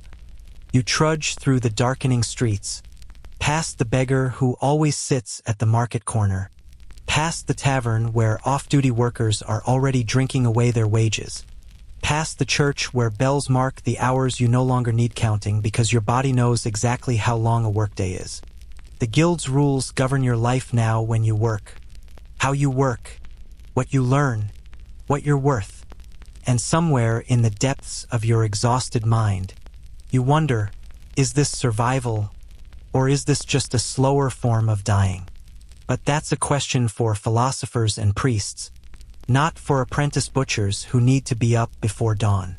You push it aside and keep walking, one foot in front of the other, toward home and whatever brief respite the night might offer. Dawn comes too early, as it always does when you've spent half the night unable to sleep because every muscle in your body is staging a coordinated rebellion. You drag yourself out of your straw-stuffed mattress, if mattress is even the right word for a sack of materials that's gone lumpy and suspicious, and stumble through the pre-dawn darkness toward the shop.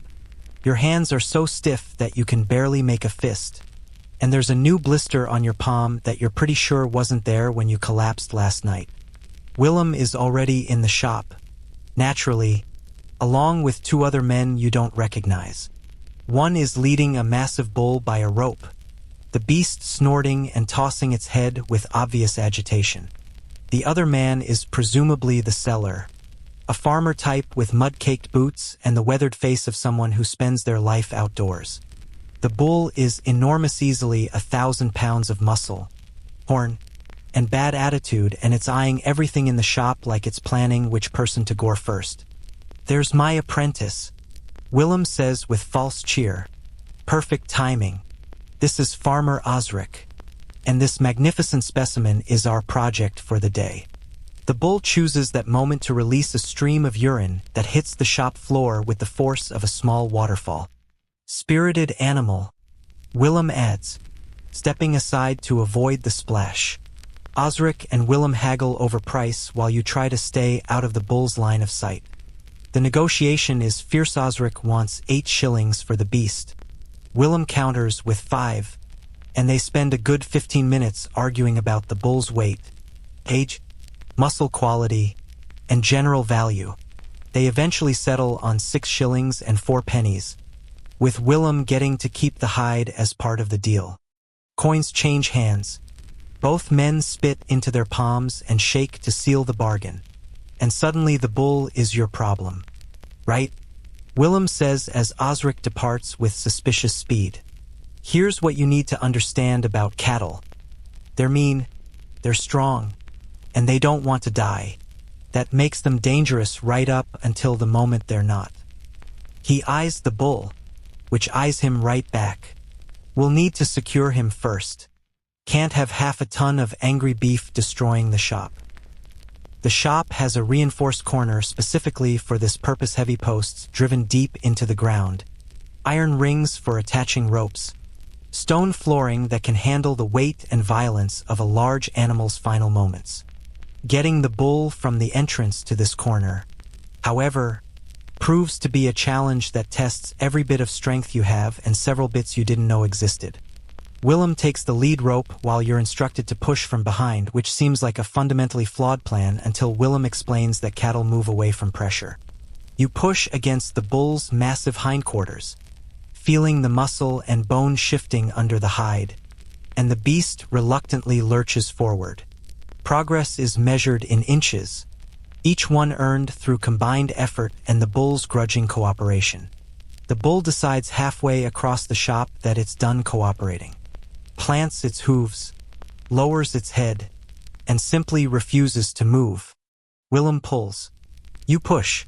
The bull might as well be a boulder for all the effect you're having. Get the switch. Willem grunts, and you grab a thin, flexible rod from the wall, not to beat the animal, but to tap its flanks sharply enough to motivate movement. A few strategic taps, combined with Willem's expert rope work, and the bull finally concedes to shuffle the remaining distance. Securing the animal requires multiple ropes, each one positioned to limit movement without causing panic. The bull's head gets tied short to a post, preventing the dangerous swing of those horns. The back legs get hobbled, not tight enough to topple the animal, but enough to prevent kicking. It's a delicate balance between restraint and cruelty, and Willem navigates it with the expertise of someone who's done this hundreds of times. Now comes the philosophical question. Willem says, checking the ropes one final time. How do you kill something this big? He's not really asking you. This is the kind of rhetorical question that precedes a lecture. You can't bleed it like a pig. Too big, too mean, too likely to thrash and hurt someone. So we poleaxe it first. He produces a weapon that looks like a cross between a hammer and an axe, the poleaxe, designed specifically for stunning large animals. The business end is a flat, heavy striking surface. The technique, Willem explains, is to hit the bull precisely on the forehead, at a specific spot where the skull is thinnest, with enough force to penetrate the brain or at least render the animal unconscious. One clean strike, he says.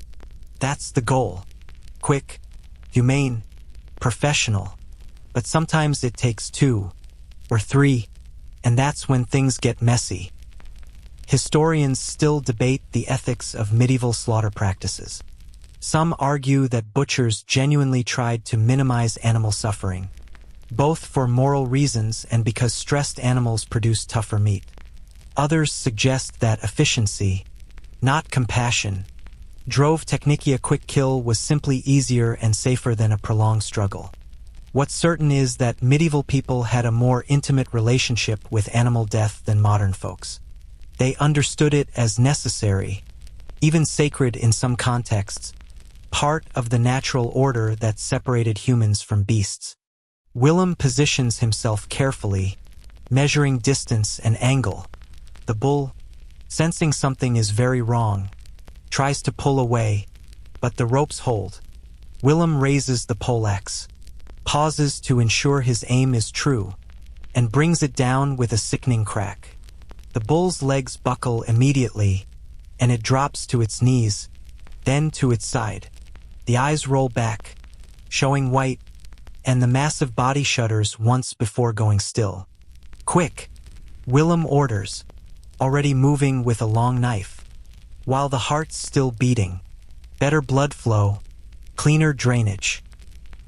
He makes the killing Kuda deep slice across the throat that severs the major vessels, and blood erupts in a torrent that makes the pig blood from yesterday look like a minor leak. You're ready this time with the collection buckets. Multiple ones, because there's so much blood it's unreal. Cattle have about 9 or 10 gallons of the stuff, and it seems like it's all coming out right now. The blood is hot, steaming in the cool morning air, and the copper smell is overwhelming even by butcher shop standards. Your job is to manage the buckets, switching them out when they fill, ensuring none of the valuable blood is wasted.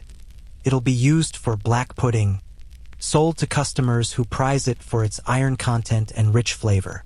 Nothing wasted. Remember, in a medieval economy, even blood has value. Once the blood flow slows to a trickle, the real work begins. The bull needs to be skinned, gutted, and broken down into manageable pieces. But first, it needs to be hoisted, and here's where you learn that medieval butchers were also expert riggers. Willem has a system of pulleys and ropes attached to the ceiling beams, designed to lift carcasses that no human could move otherwise. Together, you secure ropes around the bull's hind legs and begin the laborious process of hauling it upright. Even with mechanical advantage, it requires both of you pulling with everything you have. The rope burns your already damaged palms. Your shoulders scream. Your back feels like it might snap. But slowly, impossibly, the massive carcass rises off the floor, hanging upside down from the beam, blood still dripping from the throat wound. Skinning cattle is an art, Willem announces, selecting a skinning knife different from the boning knife, different from the butcher's knife, another specialized tool for another specific job. You start at the hind legs, work your way down. The hide's valuable good leather for a dozen purposesso, you can't hack it off. Got to separate it clean from the fascia underneath. He demonstrates, making a careful incision and then using the knife to separate hide from muscle with movements that look almost surgical. The skin peels away, revealing the pale fascia membrane beneath, and gradually the anatomy of the bull becomes visible. It's like watching someone unzip a garment, except the garment is skin and what's underneath is the entire muscular structure of a bovine. You're given a section to practice anti-flank, where mistakes are less costly. The knife needs to angle just right, cutting the connective tissue without piercing the hide or gouging the meat. Too shallow and the hide doesn't separate. Too deep and you're cutting into valuable muscle. You work slowly, carefully, while Willem handles the more difficult sections around the legs and shoulders. Here's a quirky medieval fact. Cowhide was so valuable that butchers sometimes made more profit from the skin than from the meat. Good leather could be sold to tanners for a premium, especially if the hide was undamaged and properly preserved. This created an interesting incentive structure. Butchers cared deeply about skinning technique, not just for the meat quality, but because a ruined hide meant significant lost revenue. The morning wears on, and the bull gradually transforms from animal to meat. The hide comes off entirely, folded carefully and set aside for salting.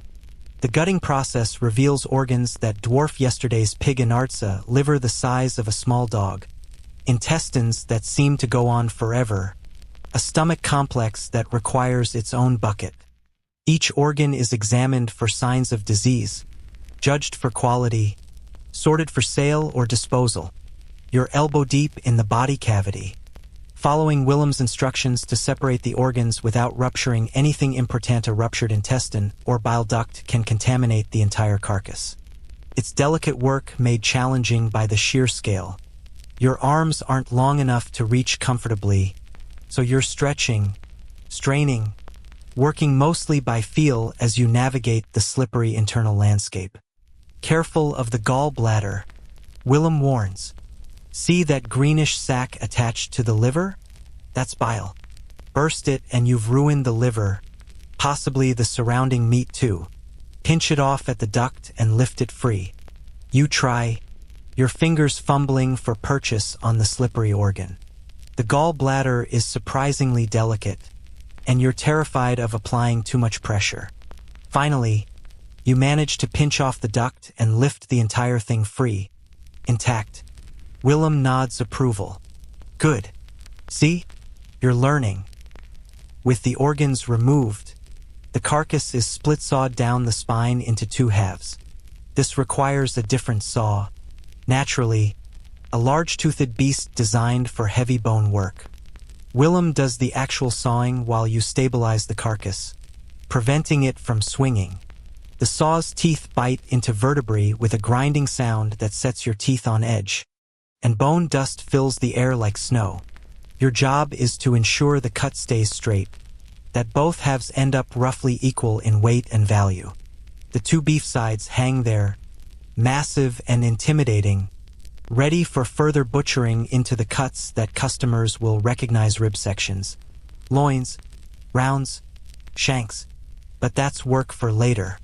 Right now, you're both exhausted from the effort of just getting to this point. The morning has vanished into this single massive project, and the shop still needs to open for regular business. Clean yourself up, Willem orders, gesturing to the water barrel.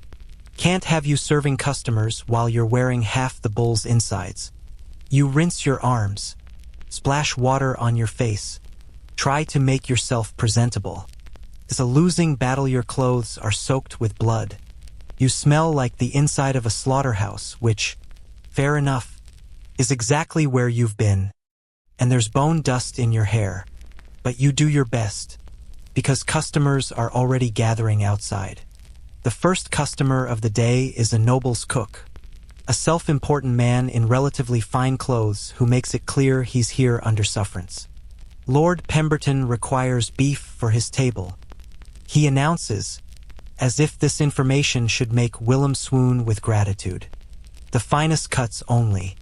He's entertaining the bishop on Thursday and will not tolerate second-rate meat. Willem's expression doesn't change, but you're learning to read his moods. This customer is both opportunity. Nobles pay well and danger. Nobles expect perfection and have the power to ruin reputations. Of course, Willem says smoothly, I have premium beef, freshly slaughtered this morning. Perhaps the tenderloin? Or a standing rib roast?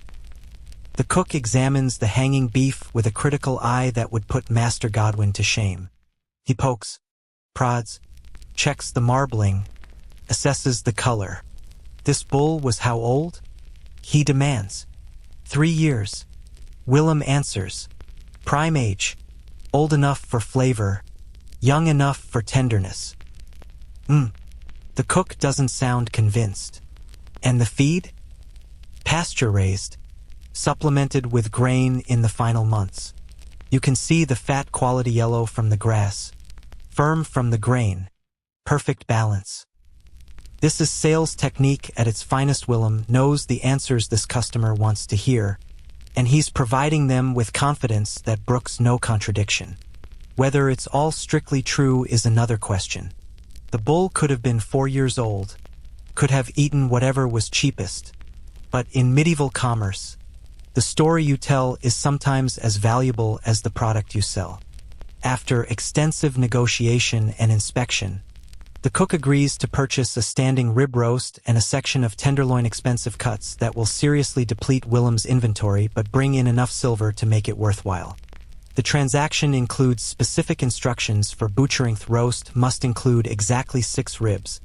The tenderloin must be trimmed of all fat and silver skin, Everything must be wrapped in clean linen that the cook provides himself, not trusting the shop's materials. You watch Willem work these cuts with a level of care and precision you haven't seen before. Every movement is deliberate, perfect, designed to create exactly what the customer demands. The tenderloin emerges from the beef side like a sculpture revealed from marble, all clean lines and perfect proportions. The rib roast is a masterpiece of consistent thickness and expert bone work. This is showmanship as much as butchery, and the cook watches every cut with predatory attention. Acceptable, the cook finally pronounces, which you're learning is high praise in medieval customer service. He counts out the payment more coins than you've seen in one transaction, each one silver and substantial, and departs with his precious cargo wrapped and cradled like a newborn. Willem immediately counts the coins again, bites one to check its authenticity, and only then allows himself a small smile. That, he says, is how you make a profit. One noble's cook brings in more than 10 regular customers. But you can't afford mistakes. One bad cut, one moment of inferior quality, and suddenly you're blacklisted from every wealthy household in the city. The rest of the morning brings a mix of customers, each with their own demands and personalities. A housewife haggles aggressively over stew beef. A merchant's servant needs specific cuts for a family dinner. A group of laborers pool their pennies for the cheapest meat available. Each transaction requires Willem to shift his approach, firm with the aggressive hagglers, accommodating with the genuine penny pinchers, professional with the servants of wealthy families. You're pressed into service, helping with the actual butchering now, making cuts under Willem's supervision. Your technique is still rough, your efficiency laughable, but you're starting to understand the geometry of a carcass, where one cut ends and another begins. How to follow natural seams in the muscle, which bones to saw through and which to work around. It's knowledge building slowly, almost despite yourself, accumulating in your hands even as your brain struggles to keep up. A particularly challenging customer arrives near midday, a woman who claims to know everything about meat quality and isn't shy about sharing her opinions. This beef is too fresh, she declares, examining a piece Willem has just cut. It needs aging. Everyone knows fresh beef is tough. I'll be chewing this for hours. Willem's jaw tightens almost imperceptibly. The beef is perfectly fresh, Mistress Clara, as you prefer. Last week you complained that the aged beef was too gamey. I can't win with you. Last week was different, she huffs. Last week I was making a stew. This week I need roasting meat. And roasting meat should be aged at least 3 days, preferably 5. They go back and forth, Clara insisting on aged beef, Willem pointing out that she's currently holding fresh beef and could simply come back in 3 days if she wants aged. Finally, Clara concedes to purchase the fresh beef but extracts a promise of a discount because, in her words, I'll have to compensate for the toughness with extra cooking, which means extra firewood, which costs money. After she leaves, Willem turns to you with an expression of profound weariness. 20 years, he says. 20 years I've been serving that woman, and every single time it's a battle. She could go to any of the other 3 butchers in this district, but Nosh comes here specifically to make my life difficult. He pauses, but she pays eventually, never tries to cheat me with clipped coins, and tells her neighbors I'm reliable, so I tolerate it. This is the reality of medieval customer relationships theory, personal, ongoing, layered with history and reputation. You can't just provide a product and move on. You're building relationships that last years, even decades. A customer like Clara is annoying but valuable. Losing her would mean losing not just her business but potentially her recommendations, her network, her place in the community's web of commerce. The afternoon brings a different challenge, customer who you immediately recognize as trouble. He's drunk, or close to it, weaving slightly as he approaches the counter. His clothes suggest he's a laborer, probably paid today and already spent half his wages at the tavern. Meat, he announces with exaggerated clarity. Good meat, for my family. Willem's posture shifts into something guarded. What kind of meat, friend? And how much are you looking to spend? The drunk man fumbles with his purse, coins spilling onto the counter. Got 2 pennies. No, 3. Maybe 2. He seems genuinely uncertain. Need enough for my wife, my children, my mother who lives with us. That's... How many people is that? This is where medieval commerce gets morally complicated. This man has limited money, possibly a family depending on him, and impaired judgment. Willem could sell him scraps for inflated prices, could give him poor cuts and pretend they're premium, could take advantage of the situation in a dozen ways. Instead, he gathers the coinsets 3 pennies and a halfpenny and selects a modest but decent piece of mutton. This is 3 pennies worth. Willem says clearly, good mutton, enough for a family stew if you stretch it with vegetables. Take it home now, before you lose it or spend the money on more ale. The drunk nods seriously, takes the wrapped meat, and wanders off. Another customer might have complained about serving drunks, but Willem just shrugs. His money spends as well as anyone's, and his wife probably sent him here hoping I'd deal honestly with him, which I have. That's worth more than an extra penny in profit. You're seeing a pattern in Willem's business philosophy: short-term advantage versus long-term reputation. He could extract more profit from almost every transaction if he were willing to cheat, to cut corners, to take advantage. But in a medieval city where everyone knows everyone, where reputation spreads through neighborhood gossip faster than fire, honesty, or at least the appearance of it, is a business investment. By late afternoon, you're helping to organize the remaining inventory. The beef sides have been significantly depleted. Willem sold well today, but there's still plenty that needs to be addressed before it spoils. Some pieces get extra salt and moved to the cooling room. Others get marked for tomorrow's priority sales. A few cuts that are approaching their limit get set aside for the evening. Poor distribution, better to give them away and earn goodwill than let them rot and lose everything. Willem teaches you the art of inventory assessment, looking at meat and judging how many hours or days it has left. Color is the first indicator. Fresh beef is bright red. Aging beef turns darker. Spoiling beef goes brownish or gray. Smell is crucial. Meat should smell clean, maybe slightly iron-like, but never sour or putrid. Touch reveals texture. Firm is good. Slimy is bad. These are the skills that separate a successful medieval butcher from one who accidentally poisons half his customers. The guild has rules about spoiled meat. Willem explains, showing you a piece that's borderline. Selling knowingly spoiled meat can get you expelled, even prosecuted. But here's the trick: what counts as spoiled is somewhat negotiable. This piece, I say it's fine for cooking thoroughly. Someone else might disagree. That's where experience and judgment come in. He decides the piece is still sellable and sets it aside for tomorrow morning. First customer tomorrow gets this at a slight discount. It'll be fine if they cook it today. Probably fine. Anyway, fine enough. The moral flexibility of medieval food safety hangs in the air between you. As closing time approaches, you're sent to prepare for tomorrow's work: grinding the cleaver blades, restocking sawdust, organizing the tools for the morning slaughter. It's mindless work after a day of intensity, and your exhausted brain appreciates the simplicity. Sharpen blade, hang blade, sweep floor, spread sawdust, check ropes, coil ropes. The rhythm is almost meditative. Willem does the money accounting, counting the day's take and comparing it to his ledger.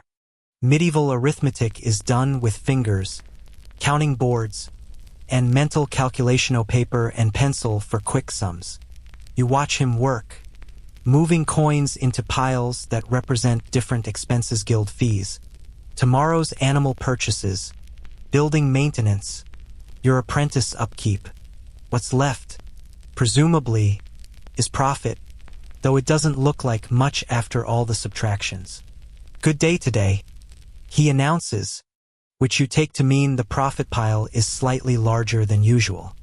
The noble's cook made the difference. We can get by on regular customers, but it's the occasional wealthy buyer who actually builds savings.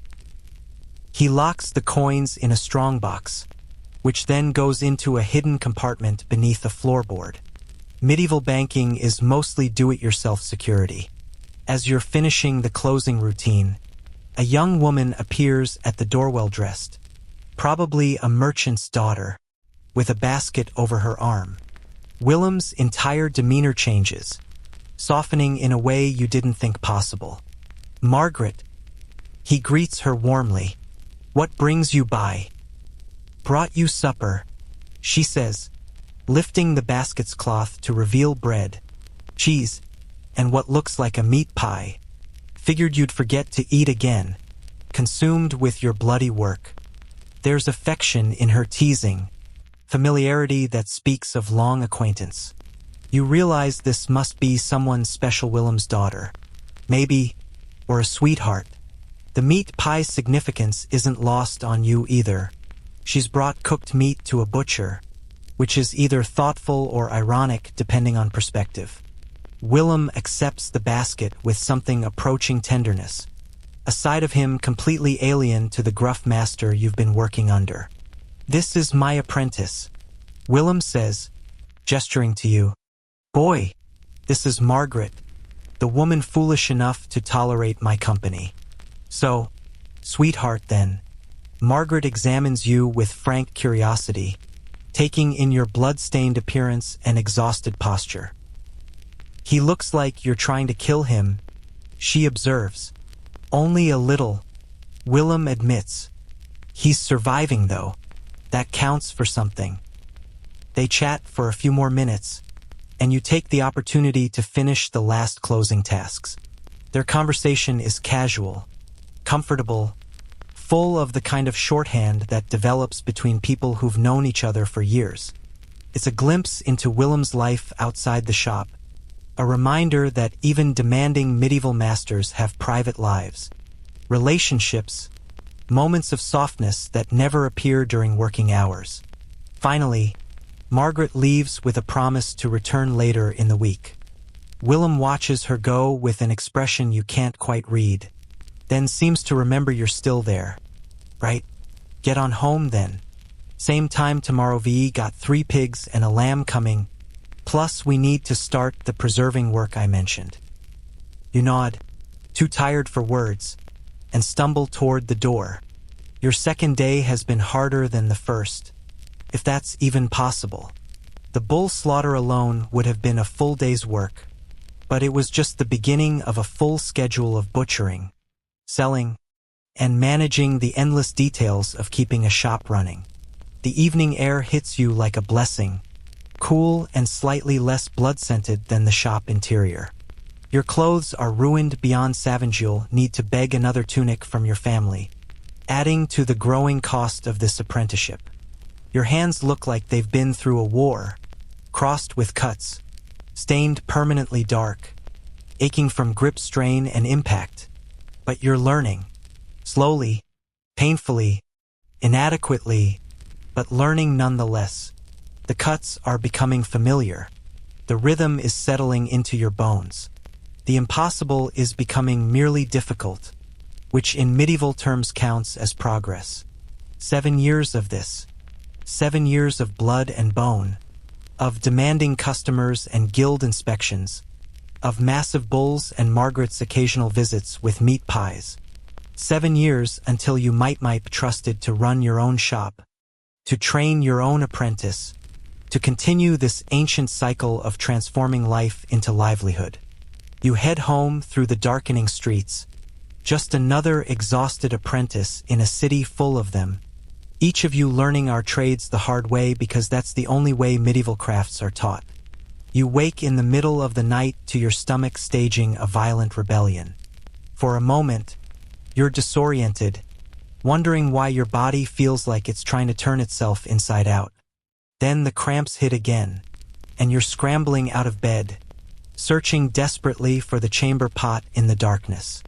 What follows is undignified, miserable, and unfortunately typical of medieval life food poisoning, probably from something you ate yesterday, or the day before, or possibly last week, because tracking the freshness of food in 1350 is more art than science. By the time dawn arrives, you're hollow, shaking, and fairly certain you've expelled every meal you've eaten since birth. Your mother, worried but pragmatic in that medieval way, gives you a cup of something herbal that tastes like punishment and smells worse.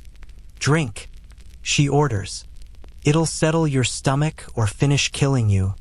Either way, you'll stop moaning." You drink. It doesn't help. But you still have to get to the shop because missing work as an apprentice isn't really an option unless you're actively dying. And even then, you'd better be prepared to provide a corpse as proof. You stumble through the pre-dawn streets, your stomach still cramping, your legs weak, every step a negotiation with your body to keep moving forward. Willem takes one look at you and sighs. "Spoiled food?" You nod miserably. "Which meal?" "I don't know. Everything's a blur."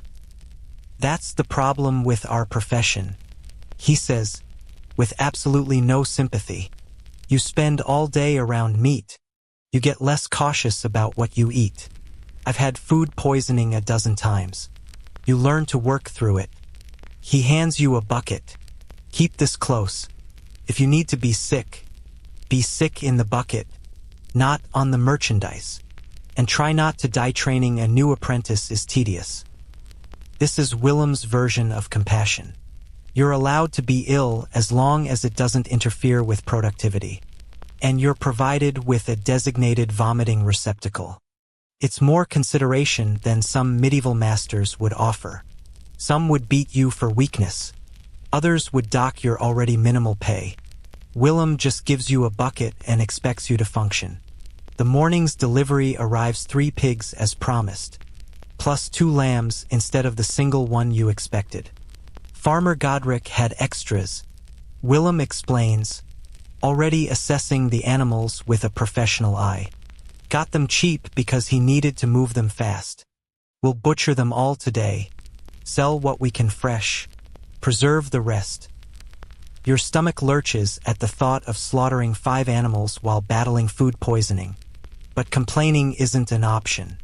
You help corral the pigs into the holding pen, trying to ignore the way your vision occasionally goes spotty and your hands tremble with something beyond just exhaustion. The pigs seem to sense your weakness, fighting harder than usual, squealing louder, making the whole process take twice as long as it should.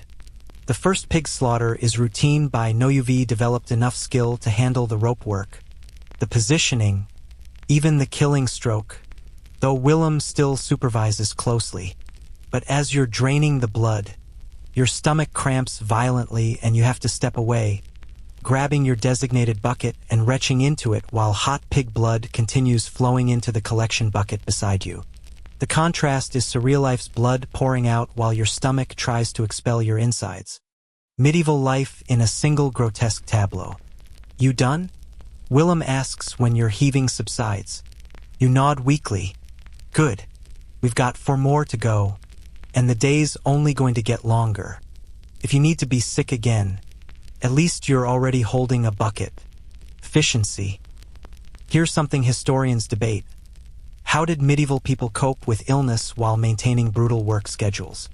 Some argue that they simply had stronger constitutions, built up through constant exposure to hardship. Others point out that many didn't cope, they just died young from complications of working while sick. What's certain is that there was no concept of sick leave, no workers' rights, no accommodations for illness beyond the bare minimum needed to keep you upright and functional. You push through the second pig in a haze of nausea and determination. Your technique suffers, the cuts are sloppier, the blood drainage less efficient, but the pig still dies, still gets scalded and scraped, still becomes meat. Willem corrects your mistakes without mercy, but also without excessive criticism. He seems to recognize that you're functioning at maybe 60% capacity, and 60% is better than nothing. The third pig breaks you temporarily. You're mid-scalding, steam rising into your already sweaty face, when another wave of nausea hits. This time you don't make it to the bucket. You turn away from the scalding tub and vomit directly onto the shop floor, adding a new horrible smell to the already impressive collection. Willem doesn't even pause in his work on the second pig. "Clean it up when you're finished," he says mildly. "And next time, aim for the bucket. I'm not running an infirmary here." You clean up your mess with sawdust and water, humiliated but also too sick to care much. Medieval dignity is a luxury you can't afford right now. The important thing is to keep moving, keep working, keep doing enough that Willem doesn't decide you're more trouble than you're worth and send you packing. The lambs are easier, smaller, less blood, faster processing. You handle one almost entirely yourself while Willem works on finishing the pigs. Your lamb work is competent enough that Willem doesn't immediately criticize it, which in his language might as well be enthusiastic praise. The little victory gives you a tiny surge of energy, enough to push through the last of the slaughtering work. By mid-morning, you have 5 carcasses hanging, blood drained, ready for butchering. The shop looks like an abattoir, which is exactly what it is. Blood pools on the floor despite your best drainage efforts.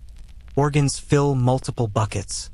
The smell is overwhelming even by your newly adjusted standards. Death, copper, animal fear, all of it mixing with the lingering scent of your own sickness. "Right?" Willem announces, surveying the carnage with satisfaction. "Now we preserve.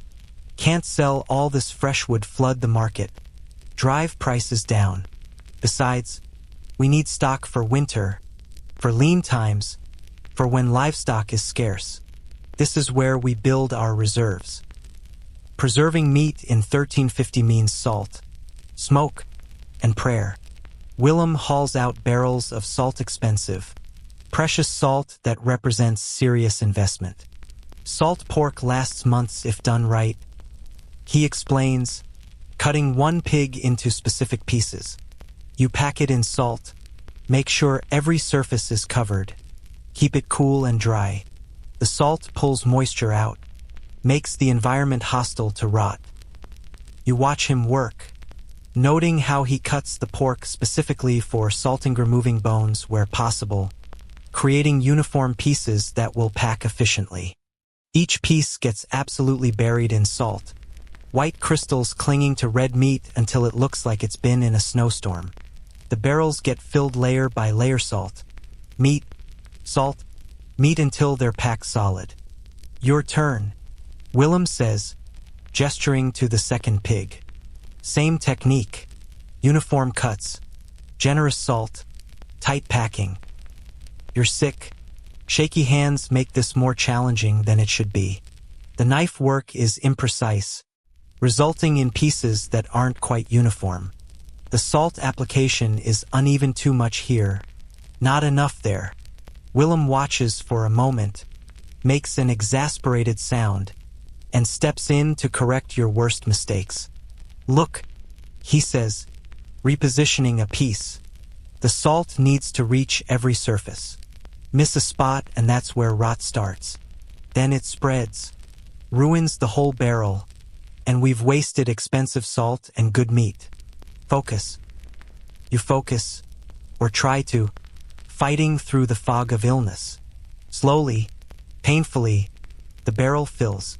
It's not as neat as Willem's work, not as perfectly packed, but it's adequate. That word again, adequate. The standard you're constantly reaching for and occasionally achieving.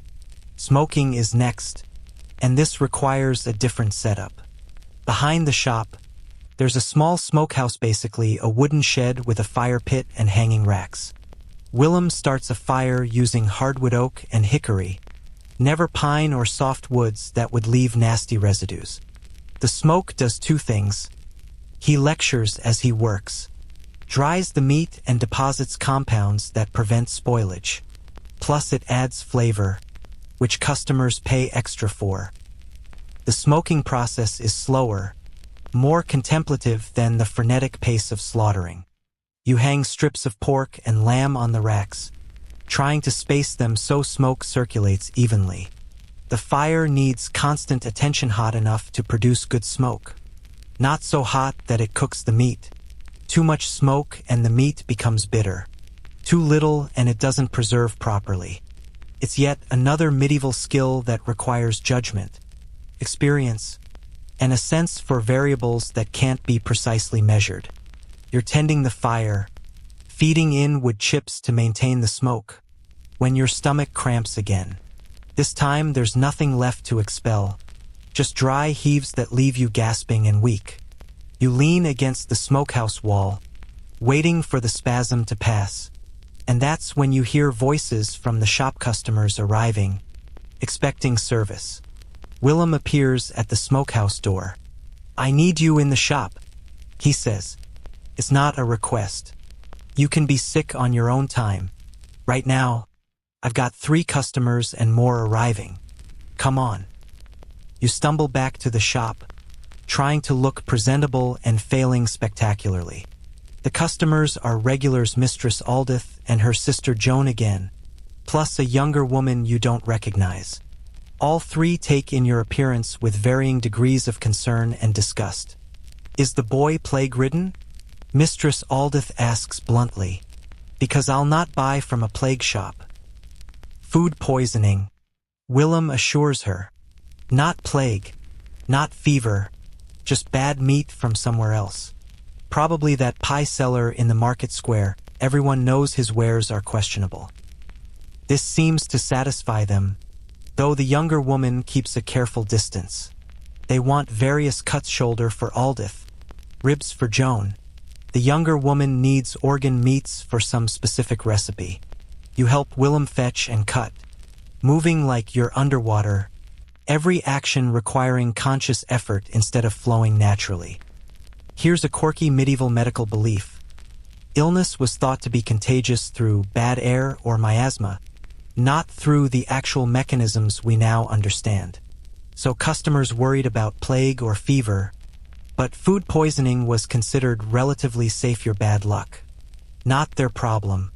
As long as you weren't running a fever or showing signs of the big infectious diseases, you could serve customers while actively ill.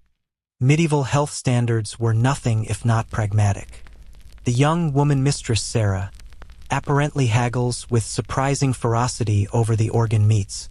She wants a sheep's heart, liver, and kidneys, but she's only willing to pay what Willem considers an insulting price.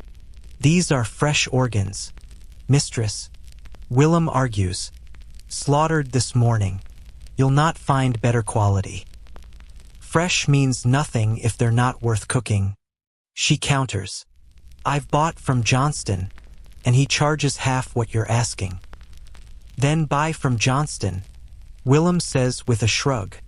"But when his bargain organs make your family sick, don't come crying to me." They eventually settle on a price somewhere in the middle, both parties pretending they've won. It's the medieval transaction dance you're becoming familiar with: thrust, parry, feint, compromise. Sarah leaves with her organs. Aldith and Joan depart with their cuts, and the shop briefly empties. Willem turns to you, assessment in his eyes. "You're useless today," he says flatly. "I mean, you're marginally useless most days, but today you're especially so. Can you at least manage the cooling room inventory while I handle customers?" The cooling room feels like salvation: cool, quiet, away from the smells and activity of the shop proper. You descend the stone steps, candle in hand, and begin the task of organizing the preserved meats and checking for spoilage. It's mindless work that your sick brain can handle. Check each piece, smell for rot, Look for discoloration. Move anything questionable to the disposal pile. You find several pieces that are borderline meat that's been down here longer than ideal, developing the early signs of spoilage. In a modern context, you'd throw them out without question. In a medieval butcher's cooling room, the decision is more complex.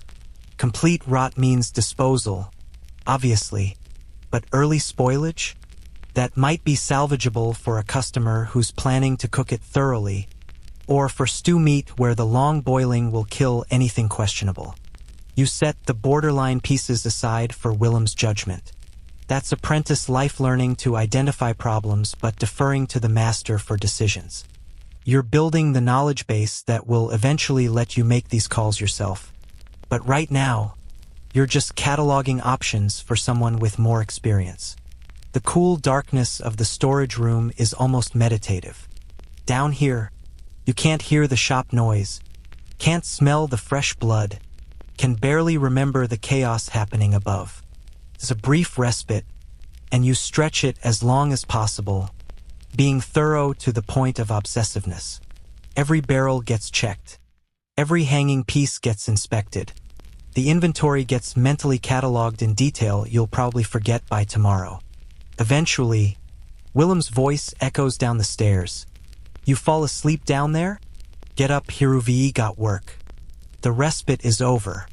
You climb back up, emerging into the noise and smell and relentless pace of the shop. The afternoon brings a steady stream of customers, each requiring attention you struggle to provide. You're moving on autopilot now, your body doing familiar tasks while your mind floats somewhere above, disconnected and foggy. Fetch this cut, wrap that piece, carry these organs, clean this mess. The tasks blur together into an exhausting, repetitive loop. A wealthier customer, Araviza, merchant's wife with a servant in tow. She wants specific cuts for a dinner party, and she's not shy about her standards. I need meat that won't embarrass me, she announces. My husband is hosting the guild master, and everything must be perfect. Willem switches into his professional mode, showing her premium cuts with the care of a jeweler displaying gems. This is where his skill shines, reading the customer, understanding what they really need versus what they think they want, guiding them toward purchases that will satisfy while maximizing profit.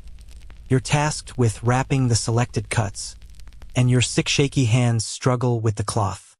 The first wrap is messy, uneven, and the merchant's wife eyes it with distaste. Is the boy simple, or just poorly trained? She asks Willem, not bothering to lower her voice. He's learning. Willem responds with his usual diplomacy. And he's been ill today, but still here working. That shows dedication, wouldn't you say? The merchant's wife looks unconvinced, but she doesn't push the issue. Willem redoes your wrapping work with quick, expert movements, and the transaction concludes with the wife paying and departing with her servant carrying the precious cargo. Once she's gone, Willem sighs. See what sickness costs you? Reputation, skill, respect. Customers remember when you serve them poorly, even if you had a reason. Tomorrow, you're either fully recovered or you're staying home. I can't have you representing the shop like this. It's harsh but fair. Your illness isn't your fault, but its impact on business is real. Medieval commerce doesn't pause for individual hardship. The shop must maintain standards regardless of whether the apprentice is dying of food poisoning or feeling fine. It's brutal, but it's the reality of survival in an economy with no safety net, no accommodations, no backup plans. The rest of the afternoon passes in a blur of diminishing functionality. You handle the simplest tasks: cleaning, hauling, basic organization, while Willem manages anything requiring skill or customer interaction. By late afternoon, you're barely upright, held vertical more by stubborn determination than actual strength. The final customer of the day is, of course, Mistress Clara, the perpetually dissatisfied woman from yesterday. She takes one look at you and pronounces, "That boy is ill. I'll not buy from a sick shop. He has food poisoning, Mistress Clara." Willem explains patiently. "Not catching, not dangerous, just unfortunate. Your meat is perfectly safe." "How do I know he hasn't contaminated everything with his sick hands?" she demands. "Touching meat while ill, it's unsanitary." Willem's patience, tested all day by your reduced capacity, finally snaps. "Mistress Clara, with all due respect, if you're this concerned about safety, perhaps you should slaughter and butcher your own animals. Then you can be certain of every step in the process. Otherwise, your trusting me's you have for 20 years to provide clean, safe meat, which I do, whether my apprentice has an upset stomach or not." Clara draws herself up, offended, but then seems to deflate slightly. "Fine," she says, "but I want a discount for my trouble and concern." "Of course you do," Willem mutters, but he provides the discount tiny, barely worth arguing over, and Clara makes her purchase. As she leaves, Willem turns to you. "Go home, now, before you collapse or contaminate something important or give me any more reasons to regret taking you on." You don't argue. You gather what little energy you have left and stumble toward the door. The evening air hits you, and it's all you can do to navigate the familiar streets toward home. Your body is beyond exhausted, hollowed out by illness and a full day's labor that you had no business attempting. The streets are full of people finishing their own work days, all of you moving like the walking dead toward whatever rest the night might offer. An apprentice baker passes, covered in flour instead of blood. A tanner's boy reeks of chemicals and hide. A blacksmith's apprentice bears fresh burns on his forearms. Each trade has its own form of suffering, its own way of breaking down the young bodies sacrificed to maintain medieval commerce. You reach home and collapse, not even bothering to remove your ruined, blood-stiff clothes. Your mother appears with more of that herbal punishment drink, and you force it down because at this point, what's one more indignity? She also brings weak broth, bread soaked soft, things your stomach might tolerate.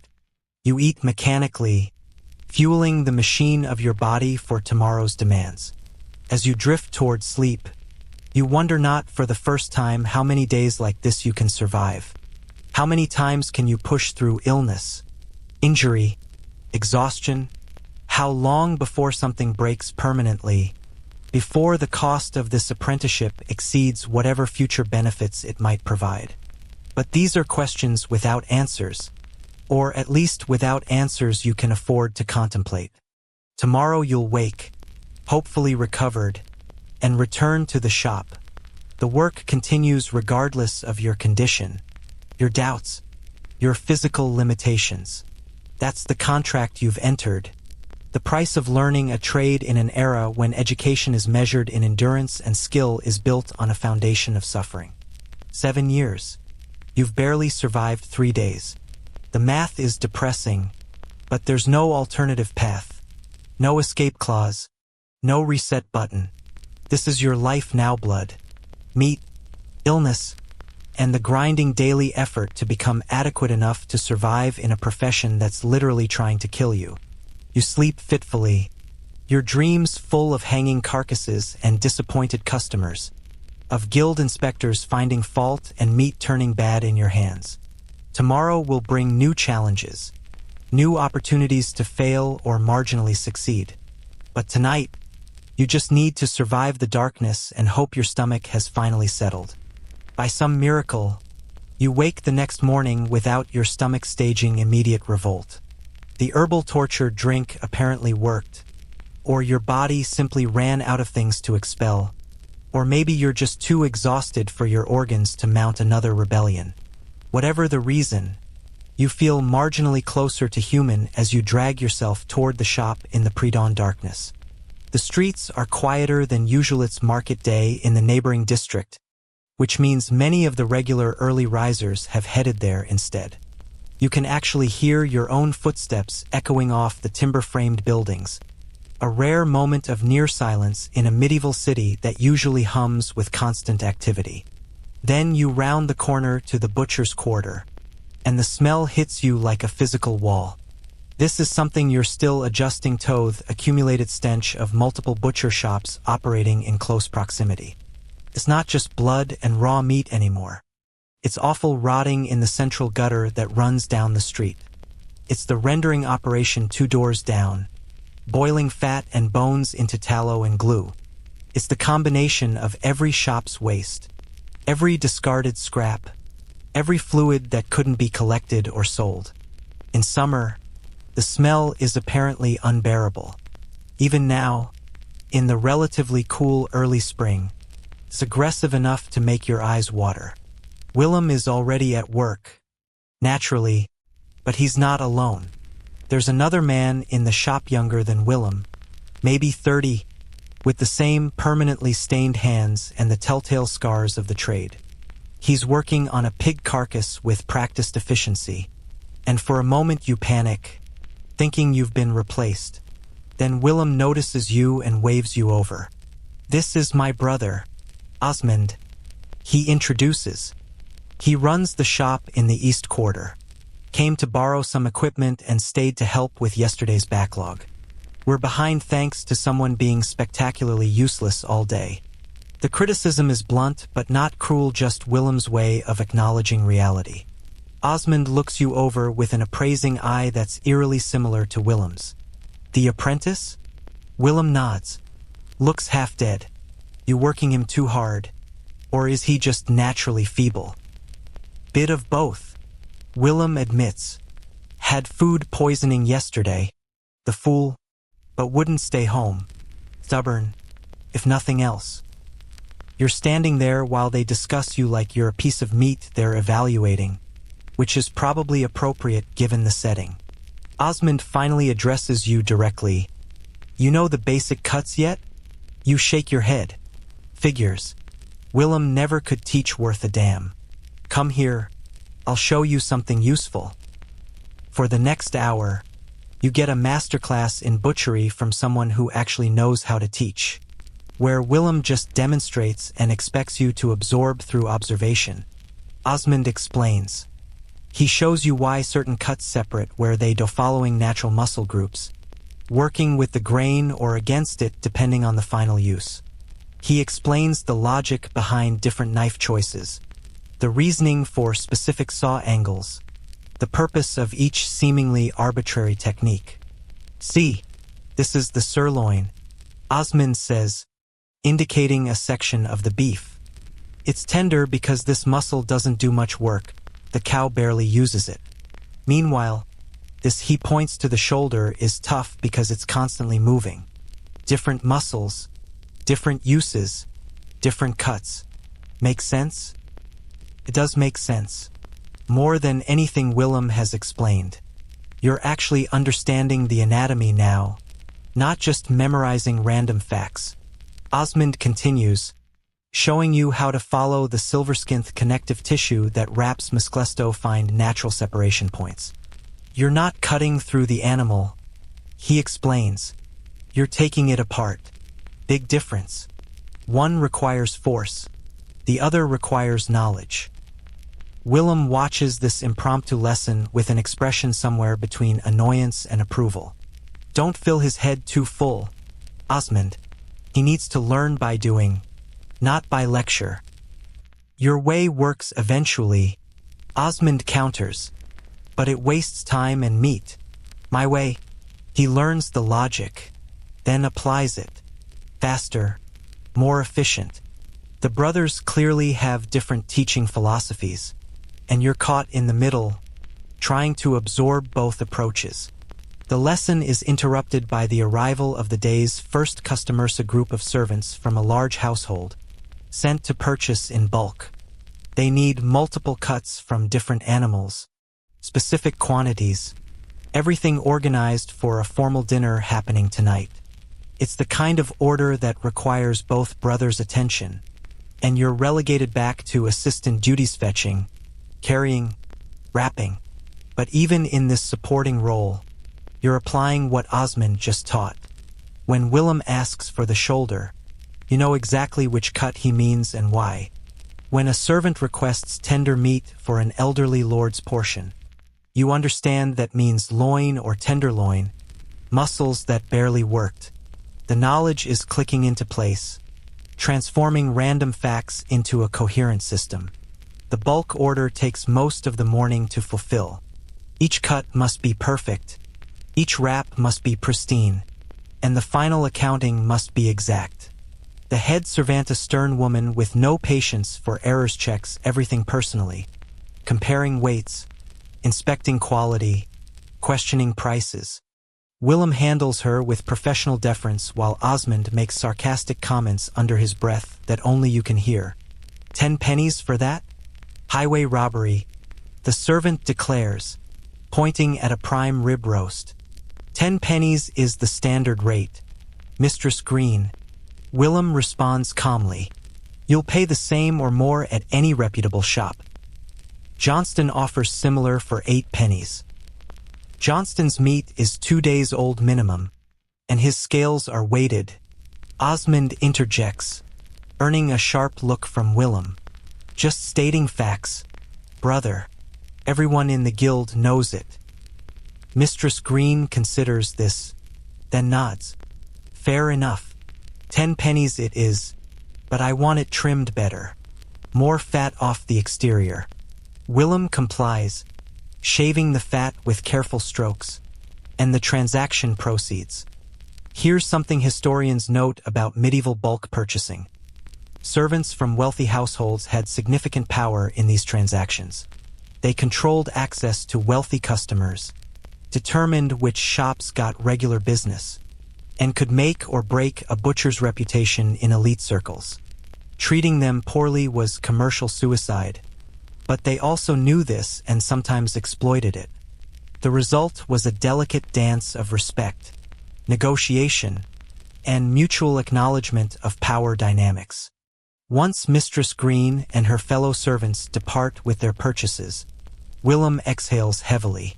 I hate bulk orders.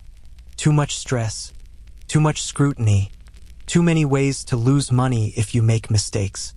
Osmond laughs. That's because you worry too much. Bulk orders are easy, you just need to be organized and not cheat them. Do that, and they come back weekly. Easy for you to say. Willem grumbles. Your East Quarter customers are less demanding. Less wealthy. You mean? Osmond corrects. They can't afford to be demanding. Your problem is you set up shop too close to the wealthy district.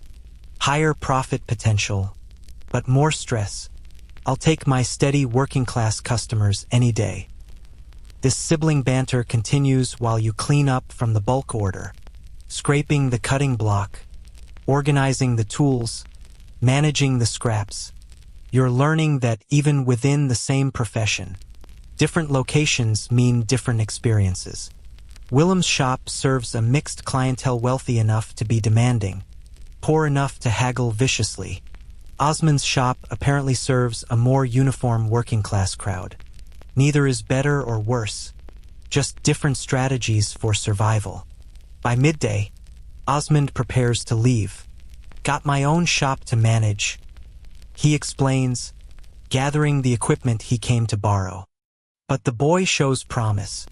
Willem, teach him proper and he might not be completely worthless in a few years. High praise, apparently, in the family tradition of reluctant approval. After Osmond departs, Willem seems almost contemplative. My brother's got a point about teaching, he admits, which might be the closest to self-reflection you've heard from him. I learned by watching, by doing, by failing until I stopped failing. That's how my father taught me, and his father before him. But maybe there's value in actually explaining things. He pauses.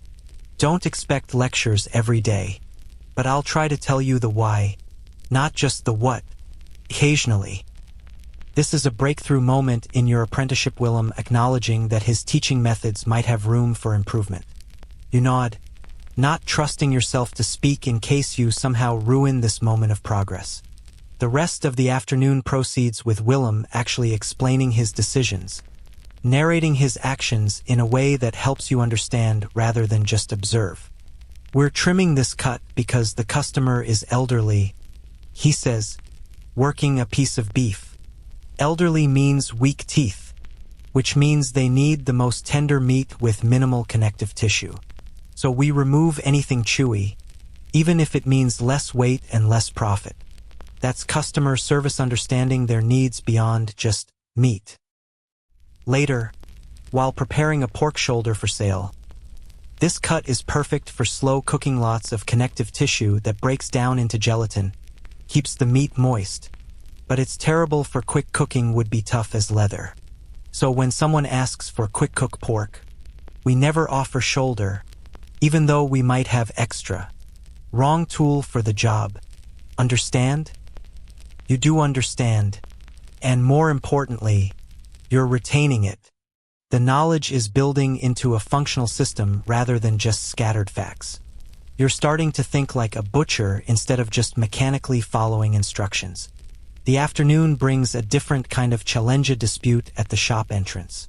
Two customers have arrived simultaneously, both wanting the last remaining lamb shoulder, both insisting they were there first. They're arguing with increasing volume while Willem assesses the situation. "Ladies," he interrupts, "I have a solution. I can split the shoulder. It's large enough that each of you would get a decent portion. You'd both pay half price for half a shoulder. Or," he pauses dramatically, "one of you could purchase the whole shoulder, and I'll give the other first priority on tomorrow's lamb delivery. Fresh slaughtered. Your choice of cuts." The women consider this. The first one, you recognize her as a regular customer, takes the whole shoulder with a triumphant look at her competitor.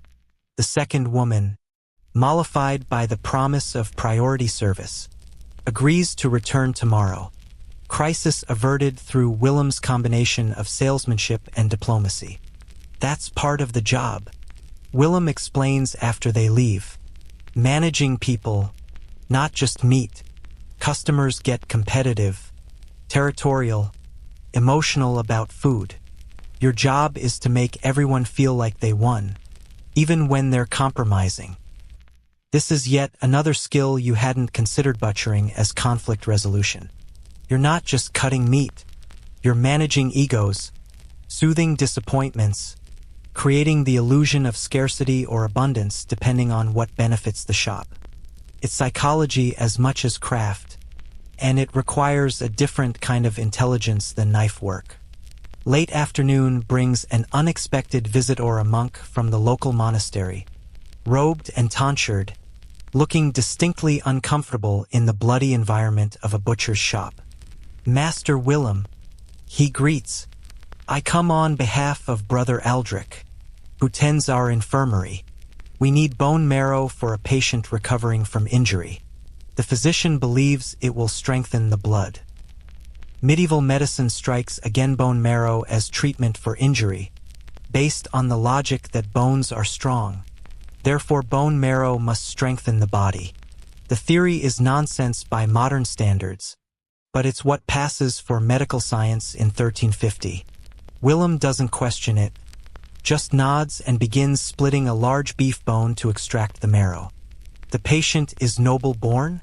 Willem asks casually while working. "A knight, injured in tournament," the monk confirms. "Lord Pemberton's nephew. Remember Lord Pemberton, whose cook you served a few days ago? This is how medieval social networks function: serve one member of a noble household, and suddenly you're the preferred supplier for the entire extended family. Willem's careful cultivation of quality and reputation is paying dividends. Willem extracts a generous portion of marrow, wraps it carefully, and hands it to the monk. "No charge," he says, waving away the monk's offered coins. "The church provides spiritual service to the community. I can provide this small material service in return." The monk looks surprised but grateful, blessing Willem before departing. Once he's gone, You look at Willem questioningly. Free product seems contrary to the profit-driven operation you've witnessed. Willem shrugs. That's investment. He explains. The monk returns to the monastery, tells everyone about the generous butcher who donated marrow. Next time the monastery needs meat and they need it often, where do you think they'll come? Plus, if that knight recovers and attributes it partly to my marrow. Lord Pemberton's household remembers Willem the butcher fondly. Goodwill is currency too. This is medieval networking in action. Every interaction is potential investment. Every small favor a seed that might grow into future business. It's a long game that requires thinking beyond immediate profit. Seeing the community as an interconnected web where reputation flows in multiple directions. The day winds down with the usual closing tasks. But Willem seems less harsh than usual in his criticisms. Maybe Osmond's visit put him in a better mood. Or maybe your improved performance today, not being actively ill, certainly helped, has earned you fractional additional respect. Either way, the atmosphere is marginally less oppressive than previous days. Tomorrow's Sunday, Willem announces as you're finishing up. Shops closed for the Sabbath. You'll attend church with your family. Then you've got the afternoon free. Use it to rest. Monday we've got a big delivery, and I need you functional. A day off. The concept seems almost foreign after the relentless pace of the past week.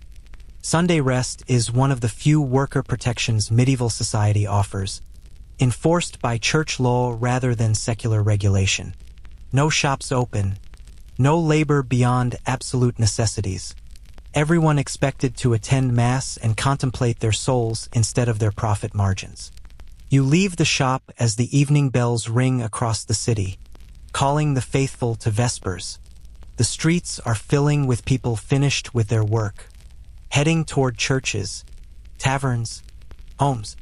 There's a communal exhale as the work week ends, a collective agreement to pause the grinding pursuit of survival for one day of enforced rest. Your body aches less than previous evenings. Either you're adapting to the physical demands, or you're just too exhausted to properly register pain anymore. Your hands are developing proper calluses now, tough spots where the constant grip and friction are building natural protection. The cuts are healing into thin white lines that will eventually become part of the roadmap of scars that mark a butcher's hands. Walking home, you pass the waste channel that runs down the butcher's quarter. It's a horrifying sight: blood, scraps, fluids, all flowing in a sluggish stream toward the river. In heavy rain, it overflows, spreading contamination across the street. In summer, it breeds flies and disease. Right now, in early spring, it's merely disgusting rather than actively pestilential. This is the hidden cost of your profession, the environmental impact that nobody talks about but everyone lives with. Medieval cities don't have waste management systems beyond. Throw it in the street and hope rain washes it away. Butchers produce enormous amounts of waste, and that waste has to go somewhere. Usually, it goes into the streets, the rivers, the common areas that everyone shares and nobody maintains. Here's a quirky historical detail. Some medieval cities tried to regulate butcher waste through guild rules and city ordinances. Butchers were supposed to dispose of offal properly, clean their sections of street, maintain the common gutters. Enforcement was spotty at best. Fines were small enough that many butchers just accepted them as a cost of business. The result was a perpetual struggle between regulation and reality, between the ideal of clean cities and the practical impossibility of achieving it. You reach home to find your family already eating their evening meal: bread, pottage, a thick vegetable stew that's the staple of working-class diets, and a small piece of cheese. Your mother has saved you a portion, and you eat mechanically, fueling your body without really tasting. Your father asks about your apprenticeship, and you give vague answers because explaining the reality, the blood, the illness, the relentless exhaustion seems too complicated. Learning the trade well? He asks hopefully. He's invested in your success. having paid the apprenticeship fee and counting on you eventually becoming a guild member who can support the family. Getting better, you answer, which is technically true. You are getting better, just very slowly, starting from a baseline of near-complete incompetence. Your younger sister watches you with a mixture of awe and horror. Do you really kill animals? She asks. You nod. Doesn't it make you sad? It's a child's question, innocent and penetrating. Does it make you sad? You're not sure anymore. The first pig's death affected you. There was something profound about ending a life, even an animal life. By the third pig, it was just a task. Now, less than a week in, it's routine. You've been desensitized at a speed that probably should concern you, but survival requires adaptation, and medieval life doesn't leave room for sustained emotional response to necessary violence. It's just work, you tell her, which is the most honest answer you can manage. Like father's carpentry or mother's sewing, just work that needs doing. She seems unsatisfied with this answer but doesn't push further. Your father nods approvingly, developing the proper medieval mindset, treating labor as duty rather than seeking emotional meaning in it. This is how people survive in 1350. By compartmentalizing, by accepting harsh realities, by doing what's necessary without dwelling on the philosophical implications. After dinner, you collapse into sleep almost immediately, your body claiming the rest it desperately needs. Tomorrow is Sunday church. Rest. A brief respite from the blood and bone and relentless physical demands. Then Monday arrives, and the cycle begins again. You dream of clean hands, of work that doesn't leave permanent stains, of a life where your value isn't measured in how efficiently you can transform living creatures into profitable meat. But these are just dreams, pleasant fictions that dissolve when you wake. Reality is the butcher shop, the blood, the 7 years of apprenticeship stretching ahead like a prison sentence. But you're surviving, barely, inadequately, but surviving nonetheless. And in medieval terms, that's as close to success as most people ever get. Sunday morning arrives with church bells cascading across the city, each parish announcing services in a discordant symphony of bronze. You're pulled from sleep by your mother, who's already dressed in her best clothes, which is to say, her least stained outfit. Sunday is the one day when medieval people attempt to look respectable, when the working poor scrub their faces and pretend they're not one bad harvest away from starvation. The walk to church takes you through streets that look strange in their relative cleanliness. Saturday evenings bring a half-hearted attempt at sweeping, and Sunday morning means the streets are as close to clean as they'll ever be. The waste channels still run with questionable fluids, and the smell hasn't improved, but there's less fresh refuse, fewer rotting scraps. It's like the city is holding its breath, trying to look presentable for God's official day. Your parish church St. Cuthbert's, a stone building that's seen better centuries. The walls lean slightly, the thatched roof needs replacing, and there's a perpetual damp smell that suggests the foundation has issues. But it's your church, the spiritual center of your neighborhood, and attendance isn't optional. The church keeps records of who attends Mass, and missing services without good reason can mean fines, public penance, or worse. The interior is dim, lit by tallow candles that produce more smoke than light. The smell is a mixture of incense, unwashed bodies, and damp stone. Not pleasant, but at least it's a change from blood and raw meat. You find space on one of the benches near the back, packed in with other working families, while the wealthy claim the front pews with cushions they've brought from home. The priest, Father Benedict, an elderly man with a voice that wavers between whisper and shout with no middle ground, begins the Mass in Latin. You don't understand Latin. Neither does anyone else in the congregation except perhaps a few educated merchants. But that's not the point. The ritual is the point, the familiar rhythm of prayers and responses, the communal act of worship that binds the parish together regardless of comprehension. Here's something historians still debate. How much did medieval common people actually understand about the religion that dominated their lives? Some scholars argue that most had deep, genuine faith expressed through ritual and tradition. Others suggest that, for many, church was simply a social obligation, a weekly requirement they endured rather than embraced. The truth probably falls somewhere between genuine belief mixed with pragmatic attendance, faith complicated by the exhaustion of daily survival. Father Benedict's sermon is about gluttony, one of the 7 deadly sins, apparently particularly relevant to pre-Easter season. He condemns those who eat more than their share while others starve, who indulge in rich foods while the poor scrape by on bread and pottage. The irony isn't lost on you. Your profession is literally about providing meat, about facilitating the very consumption the priest is condemning. But medieval morality is full of these contradictions. Butchers are necessary but somewhat suspect. The work is essential but spiritually questionable.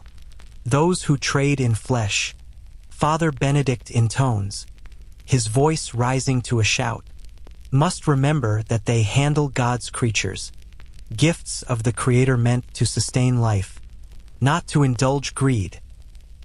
His eyes sweep the congregation, and you swear he looks directly at you. The butcher who sells spoiled meat, who cheats with weights, who profits from suffering, such a man imperils his immortal soul. You shift uncomfortably on the hard bench. This is the spiritual burden of your profession, constant reminders that your trade is morally ambiguous, that working with death and blood places you in a questionable relationship with divine law. Some theologians argued that butchers shouldn't be allowed to serve as priests or monks because they become too familiar with killing. The stain of death, they suggested, could transfer from animals to humans, corrupting the soul through repeated exposure to mortality. The Mass continues with communion, the priest distributing bread and wine that symbolically, or literally, depending on theological interpretation, the body and blood of Christ. The irony of consuming symbolic flesh and blood isn't lost on you given your profession. You take the wafer on your tongue, sip the wine from the shared chalice, and return to your seat trying to feel spiritually nourished. Mostly, you just feel tired. After Mass, the congregation spills into the churchyard for the social hour that's arguably more important than the service itself. This is where deals are made, gossip is exchanged, alliances are formed. Your father immediately gravitates toward a group of craftsmen, discussing work prospects and complaining about guild fees. Your mother joins a cluster of women sharing news about births, deaths, illnesses, the vital statistics that track neighborhood life. You're approached by Thomas, the boy Willem sent away with scraps the other day. He looks healthier than when you last saw him, suggesting those scraps actually helped. Your master's a good man, Thomas says quietly. My mother wanted me to tell you we're grateful. Father's getting better, and we've been able to eat properly thanks to Master Willem's generosity. You nod, unsure how to respond. Willem would probably hate being called generous, would insist it was just practical business. But the impact is real. This family has been kept from the edge of starvation by what Willem dismissed as disposing of scraps. It's a reminder that, in medieval society, the margin between survival and catastrophe is incredibly thin, and small acts of charity can mean the difference. Tell your mother she's welcome, you finally say, and that Master Willem always appreciates her basket work. Maintaining the fiction that it was a business transaction, not charity, preserving dignity all around.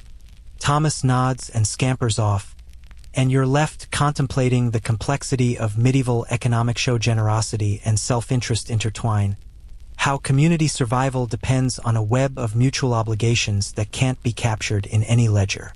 Willem gives scraps to the poor. They provide labor and goods when able. Reputation improves, business benefits, and the neighborhood maintains a fragile stability. It's a system built on reciprocity, on the understanding that today's wealthy might be tomorrow's desperate and vice versa. You spot some other apprentices gathered near the church wall, boys your age from various trades, all bearing the marks of their professions. There's a blacksmith's apprentice with burned hands, a tanner's boy who smells so strongly of chemicals that people give him space, a baker's apprentice with flour permanently embedded in his hair. You drift toward them, drawn by the camaraderie of shared suffering. Butcher's apprentice, right?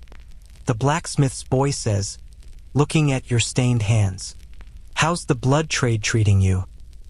About as well as forge work treats you. You reply, nodding at his burns. He laughs without humor. Fair point. We're all being destroyed by our trades, just in different ways. The others nod agreement.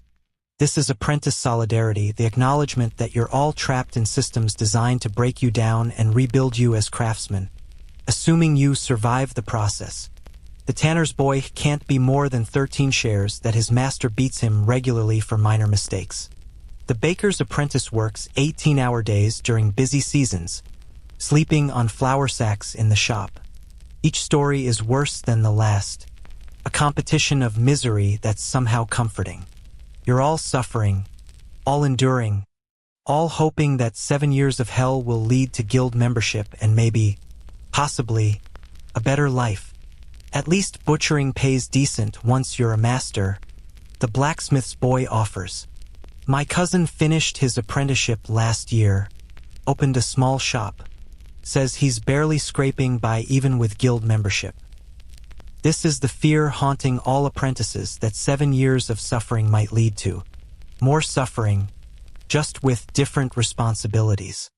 Guild membership guarantees the right to practice your trade, but it doesn't guarantee success. Plenty of master craftsmen struggle, weighed down by guild fees, competition, the overhead costs of maintaining a shop. The promise of future prosperity keeps apprentices going, but it's just a promise, not a certainty. Your conversation is interrupted by the church bells ringing noon, the signal that the Sabbath rest officially begins. No work is permitted from noon Sunday to dawn Monday, enforced by both religious and secular law. Violating Sabbath rest can mean fines from the church court, loss of guild membership, even public penance. These few hours are sacred, literally and legally, and even the most desperate merchant respects them. You spend the afternoon in genuine rest, something you haven't experienced since starting your apprenticeship. No hauling, no cutting, no blood, just sitting in your family's small room, staring at the ceiling, letting your body recover from the week's accumulated damage. Your mother mends your least destroyed tunic while humming tunelessly. Your father works on a small carpentry project, technically work, but domestic work is usually overlooked on Sundays. Your sister plays with a cloth doll, creating elaborate stories that you half listen to. It's mundane, boring even, and it's the most peaceful you've felt in days. The absence of pressure, of constant criticism, of physical demands, feels like luxury. This is what Sundays are for remembering that you're human, not just a tool in the machinery of commerce. The church's insistence on rest is perhaps its greatest gift to the working poor, a weekly reminder that life exists beyond labor. As afternoon fades to evening, you venture out briefly, walking through the quiet city streets. Most shops are shuttered, most activity ceased. A few taverns operate quietly, serving locals who aren't technically working, just drinking. The streets are oddly peaceful without the usual commercial chaos, and you can actually hear birds singing, see the sky without the smoke of constant industry. You pass by Willem's shop, closed and dark, the first time you've seen it inactive. The sign with the crowned pig swings gently in the breeze, and you realize how much that shop has already defined your life. For days of work, and it's become your reality: the blood, the customers, the relentless physical demands. Tomorrow it all starts again, but tonight, the shop sleeps, and so does its brutal routine. Near the market square, you encounter a group of friars Franciscans, from their brown robes preaching to a small crowd. This is technically allowed on Sundays. Spreading God's word doesn't count as work. One friar is discussing the spiritual nature of labor, arguing that all honest work glorifies God, even the humblest trades. The butcher who serves his community with fair prices and honest measure. The friar proclaims, "He does God's work as surely as any priest. The carpenter, the baker, the smith, all are part of divine order, each contributing to the great work of sustaining Christian society." It's a more charitable view than Father Benedict's sermon this morning, and you find it comforting. Maybe your trade isn't spiritually suspect. Maybe it's actually valuable, necessary, part of God's plan. Or maybe the friars are just better at making people feel good about their lives. Either way, you appreciate the message. As evening deepens, the city begins its nightly transformation. Curfew bells will ring soon, after which being on the streets without good reason invites trouble from the night watch. Fires must be banked, candles extinguished, except one carefully tended candle per household. Shutters closed. The medieval night is dangerous, full of thieves, drunks, and the general lawlessness that emerges when visibility drops to near zero. You return home as the first curfew bells sound, joining the flow of people retreating to their dwellings. The city contracts inward, each family sealing themselves into their small spaces, hoping to survive another night. Crime is common enough that most people sleep lightly, ready to wake if unusual sounds suggest break-ins or fire. Your family's evening meal is simple leftover bread, some boiled vegetables, water. Food is scarce enough that even Sunday doesn't bring special meals for working families. The wealthy might feast, but you eat to survive, nothing more. Still, eating together, without the pressure of work tomorrow, feels almost celebratory. As you settle in for sleep, your father offers unexpected words. The master says you're learning well. Sent a message through the baker's apprentice says you're showing promise, working hard despite difficulties. This is news to you. Willem has never directly praised you, but apparently, he's been telling others that you're adequate, maybe better than adequate, which in Willem's language might actually constitute approval. The trade will serve you well. Your father continues. Butchers always have work, always have food, always have value in the community. 7 years will pass. You'll have your guild membership, and then he trails off, but the implication is clear: a better life, security, maybe even prosperity. It's the dream that sustains apprentices through the suffering, the promise that justifies the present hell. You want to believe it.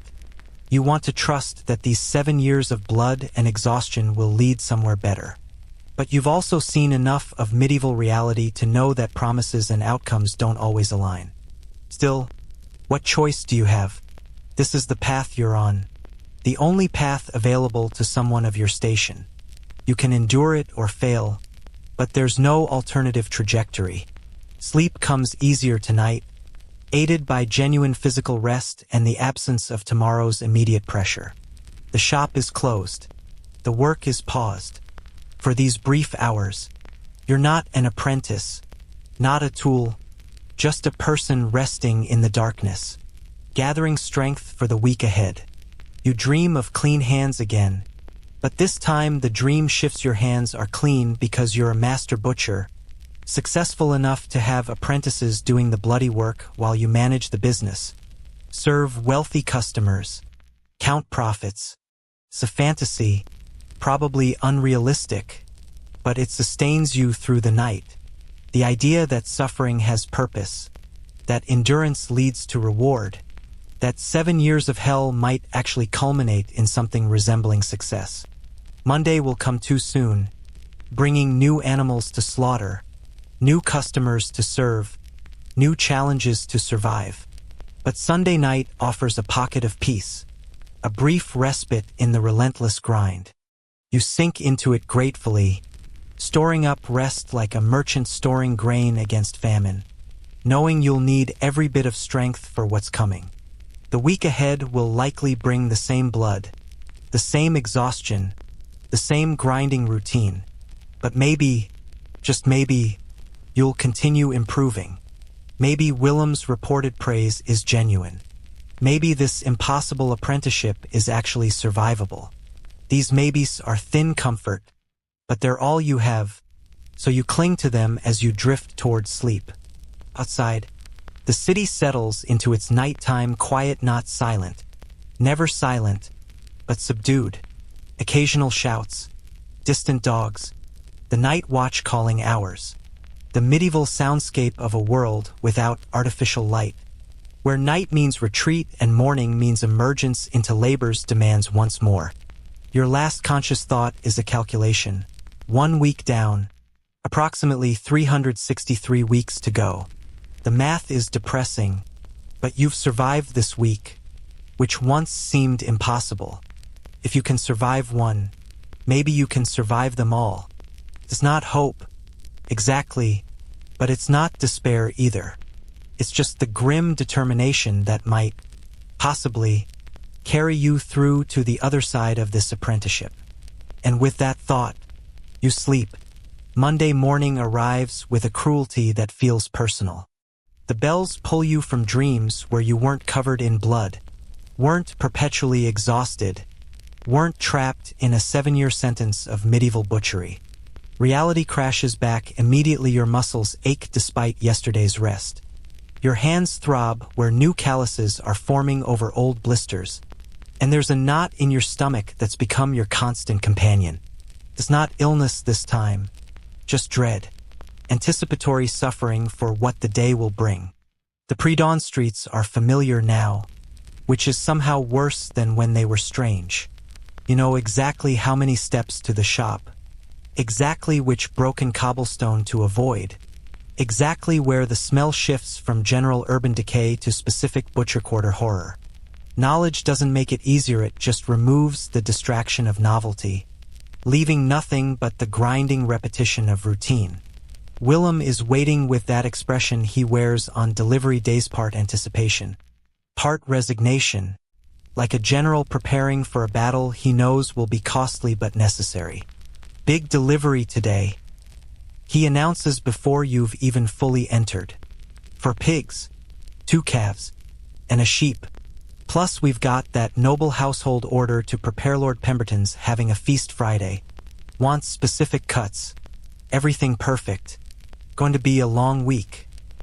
For pigs, 2 calves, and a sheep.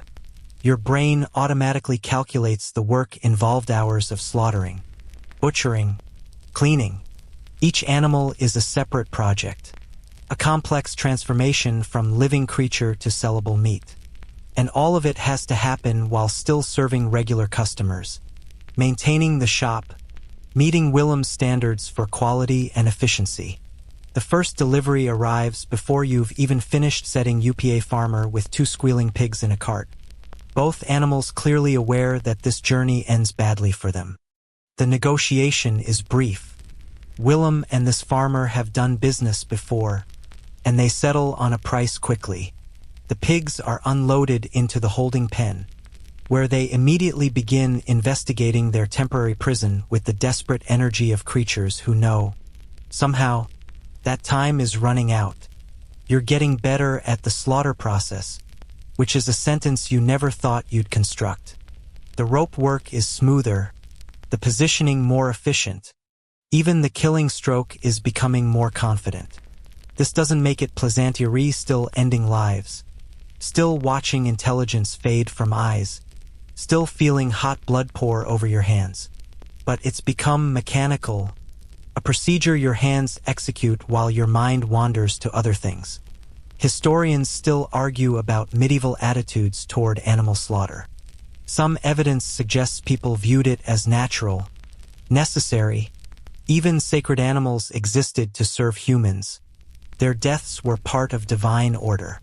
Other sources hint at discomfort, at the understanding that killing, even sanctioned killing, left marks on the soul. What's certain is that butchers occupied a strange social position, essential but tainted, necessary but spiritually suspect, valued but never quite trusted. The first pig dies efficiently, is scalded and scraped with improving technique.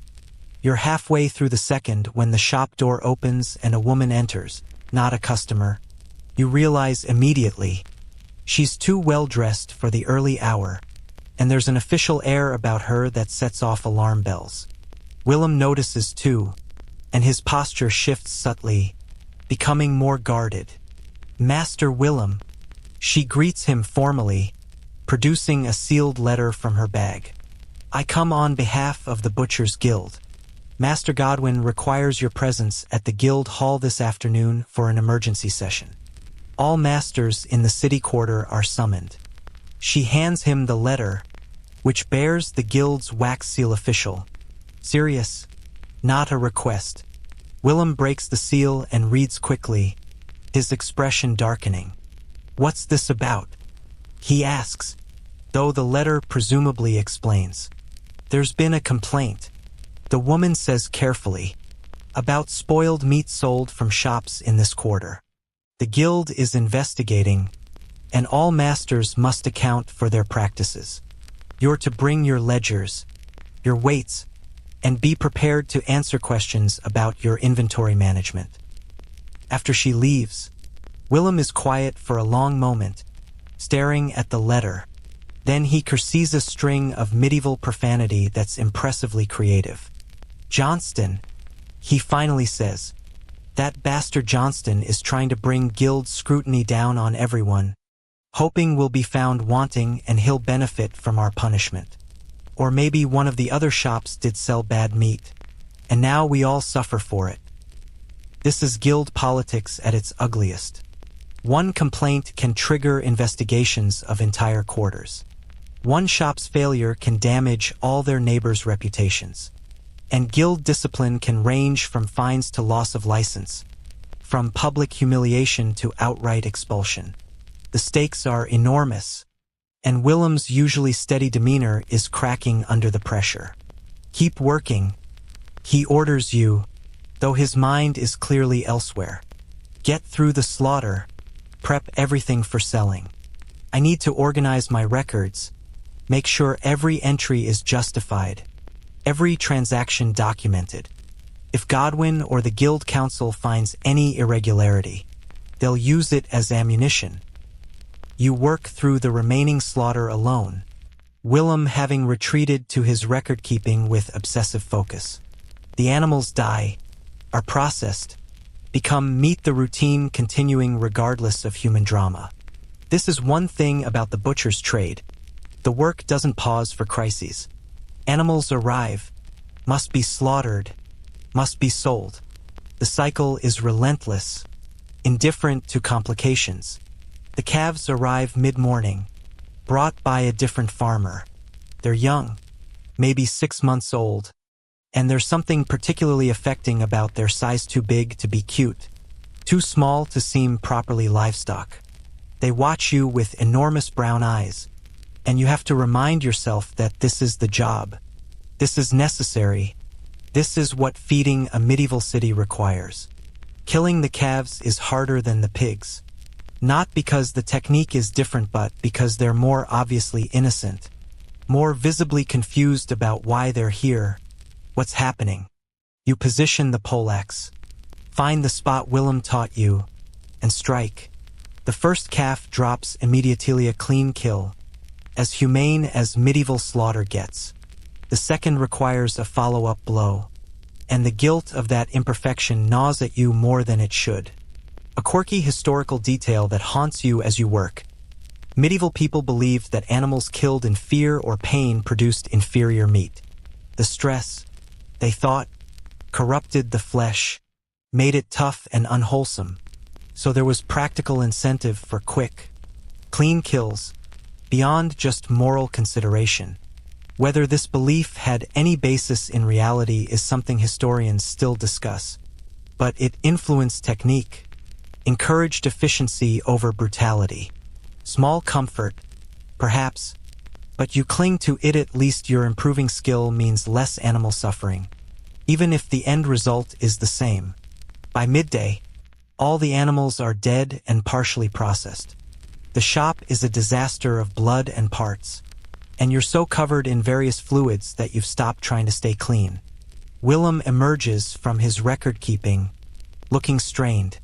The books are in order, he announces.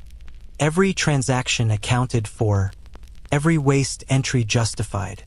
But if they want to find fault, they'll find it. There's always some interpretation, some technicality.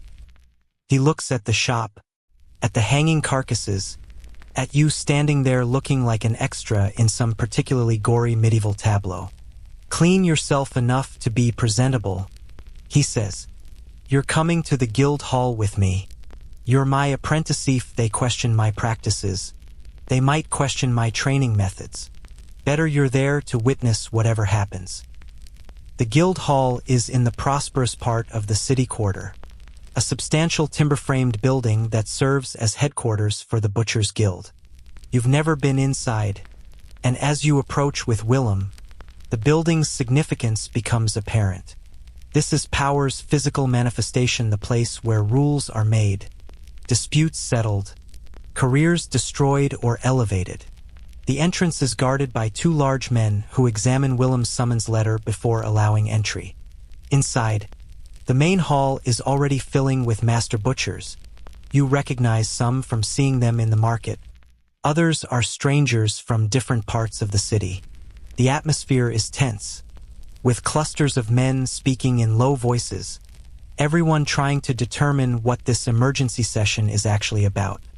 Willem gravitates toward a group he knows, and you hover nearby, trying to be invisible while observing everything. Master Godwin enters with several other guild officials, and the room quiets immediately. He takes his position at the high table, flanked by guild officers, and surveys the assembled masters with an expression of deep displeasure. Gentlemen, he begins, we have a crisis. 3 days ago, a merchant family fell ill after purchasing meat in this quarter. 2 days ago, a household servant died. The physician attributed it to corrupted meat. Yesterday, the city council demanded the guild investigate and punish those responsible. A murmur runs through the assembly. Death changes everything.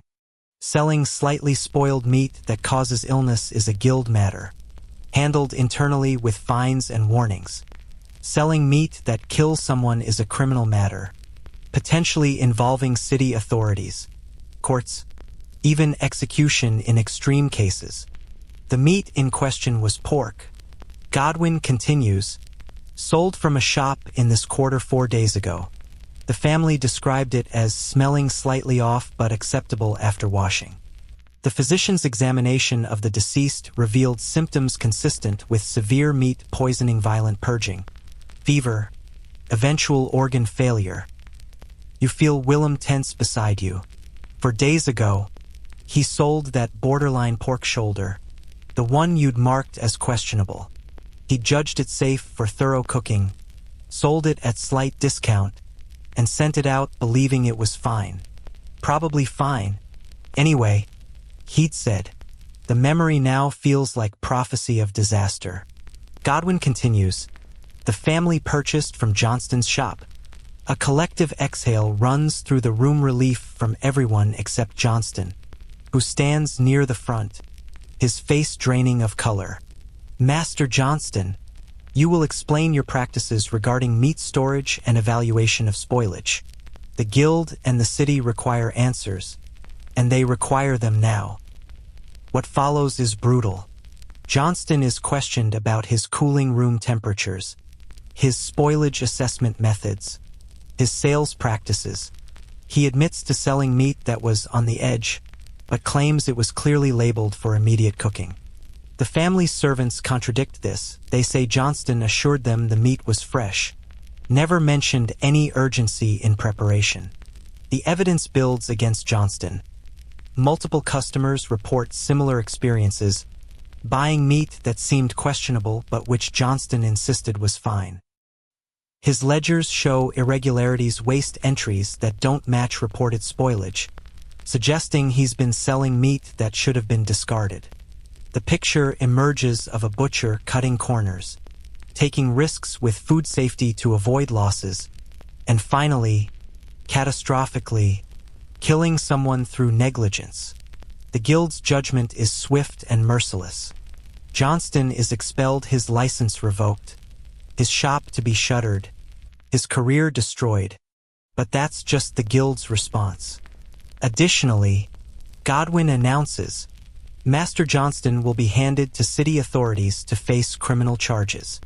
The penalty for killing through negligent trade is typically branding, public flogging, possibly worse.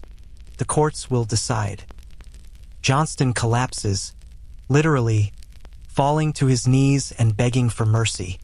It's pathetic and terrifying to watch a master butcher reduced to pleading, his life's work erased in minutes, criminal punishment looming.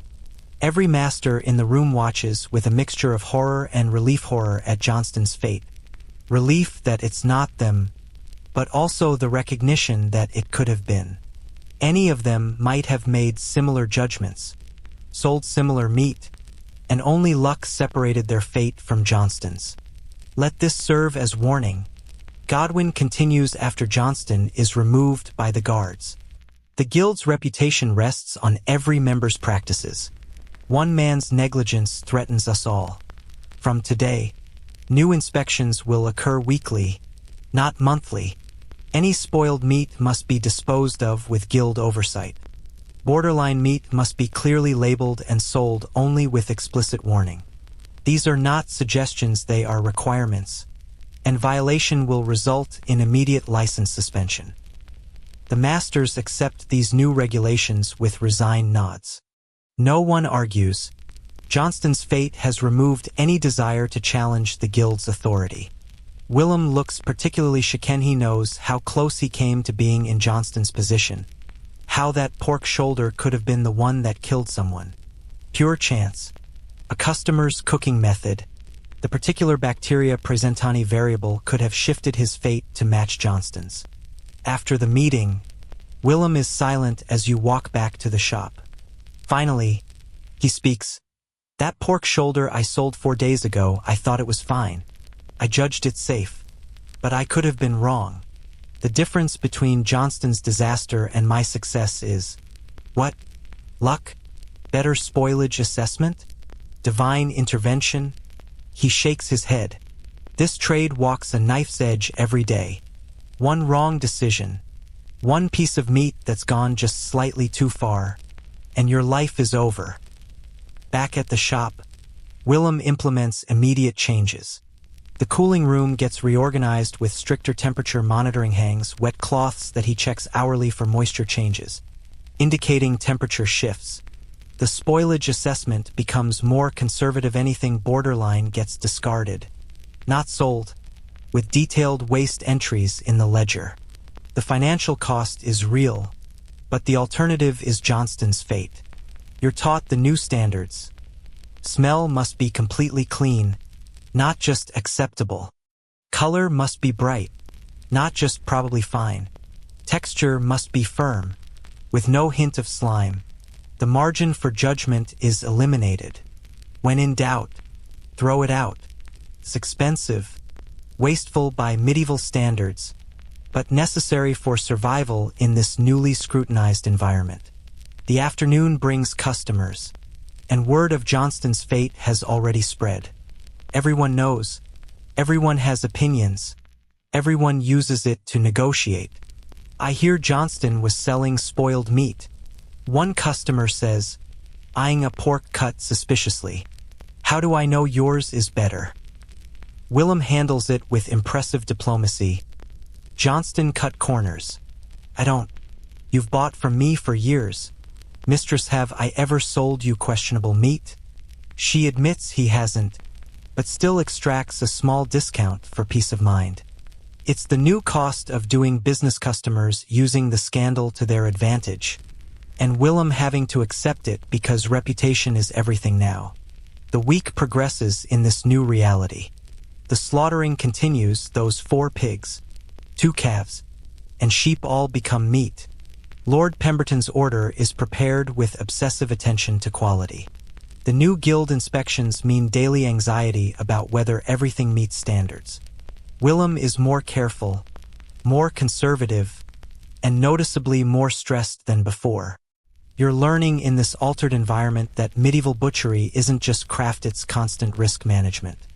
Every piece of meat is a decision, a judgment call that could mean profit or loss, reputation or ruin, success or literal criminal punishment. The stakes are impossibly high, the margins for error essentially non-existent, and yet the work must continue because cities need feeding and butchers need surviving. By week's end, you're more skilled but also more aware of the trade's dangers. You can break down a carcass competently now, can judge cuts with increasing accuracy, can serve customers without making a fool of yourself. But you also understand that skill isn't enough, you need judgment, caution, the wisdom to know when profit isn't worth risk. These are lessons Johnston apparently never learned, and his fate serves as perpetual reminder of what's at stake. Friday evening, after Lord Pemberton's order is successfully delivered and praised, Willem allows himself a moment of satisfaction. Good work this week, he tells you, direct praise, unprecedented. You're learning not just the cuts, but the thinking. That's what separates adequate butchers from good ones. Johnston knew the cuts, knew the techniques, but he didn't think properly about risk, about consequences. You're young enough to learn better. It's the closest Willem will come to acknowledging that he's teaching you more than butchery's teaching survival in a profession that's literally trying to kill you, either through accidents, disease, or the consequences of poor judgment. The 7 years ahead will be brutal, exhausting, dangerous, but maybe, possibly, survivable if you learn not just the craft but the wisdom to practice it safely. As the week closes, you're cleaning the shop one more time, scrubbing blood that will return tomorrow, organizing tools that will be used again in hours. The routine is familiar now, almost comforting in its predictability. The horror has normalized. The impossible has become daily reality. And you've discovered that humans can adapt to almost anything given sufficient necessity. You think about Johnston, probably in a cell now awaiting trial and punishment. You think about the family he fed spoiled meat to, grieving their dead servant. You think about all the close calls, all the borderline decisions that happen daily across every butcher shop in the city. The system is brutal. The stakes are life and death. And somehow it all continues functioning because there's no alternative. 7 years. You've survived 2 weeks, which once seemed impossible. The path ahead is clearer now, not easier, but clearer. You know what's required: skill, judgment, endurance, and enough luck to avoid the disasters that lurk in every borderline piece of meat, every questionable sale, every decision made under pressure with incomplete information. Willem locks the shop for the night, and you both stand there for a moment, master and apprentice, contemplating the week's lessons. Tomorrow we start again, Willem finally says. More animals, more customers, more chances to succeed or fail. That's the trade, relentless, unforgiving, necessary. You're doing adequate work. Boy, keep it up, stay careful, and maybe you'll survive this apprenticeship with your hands, reputation, and soul relatively intact. Adequate. It's still Willem's highest praise, and you'll take it, because in medieval butchery, adequate means alive, employed, learning. It means you haven't fled, haven't been maimed, haven't made Johnston's fatal mistakes. It means survival, which is its own kind of success. You head home through the familiar streets, past the waste channels and shuttered shops, past the beggars and night watch patrols, toward whatever rest the night might offer. Your hands are permanently stained now, your clothes irredeemably ruined, your innocence about death and meat thoroughly destroyed. But you're still standing, still learning, still adequate. And in the brutal calculus of medieval apprenticeship, that's as close to victory as you're going to get. The city settles into night around you, thousands of lives compressed into narrow streets, all of you grinding through survival in whatever form it takes.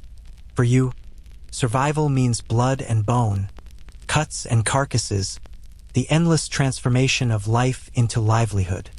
It's not the future you imagined, not the romantic craft you once pictured. It's harder, darker, more morally complicated. But it's yours now. This trade, this shop, this 7-year sentenciary committed, trapped by economics and guild law and your family's investment in your future. The only way forward is through, one day at a time, one animal at a time, accumulating skills and scars in equal measure. Tomorrow the bells will ring, you'll rise, and the cycle begins again. More slaughter, more sales, more chances to succeed or catastrophically fail.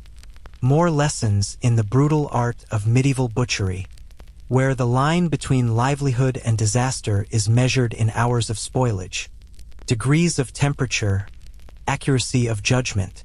You climb the stairs to your family's room, past neighbors settling in for the night, past the sounds of daily life winding down. Your mother has saved you dinner. Your father wants to hear about your week. Your sister watches you with those eyes that see the changes accumulatingere becoming something other than the person who started this apprenticeship 2 weeks ago. You eat, report that things are adequate, and collapse into sleep.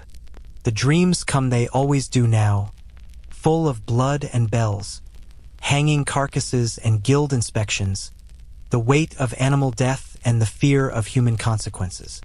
But somewhere in the dreams is also skill building, knowledge accumulating, the slow transformation from incompetent boy to adequate apprentice to, eventually, competent butcher. 7 years of this.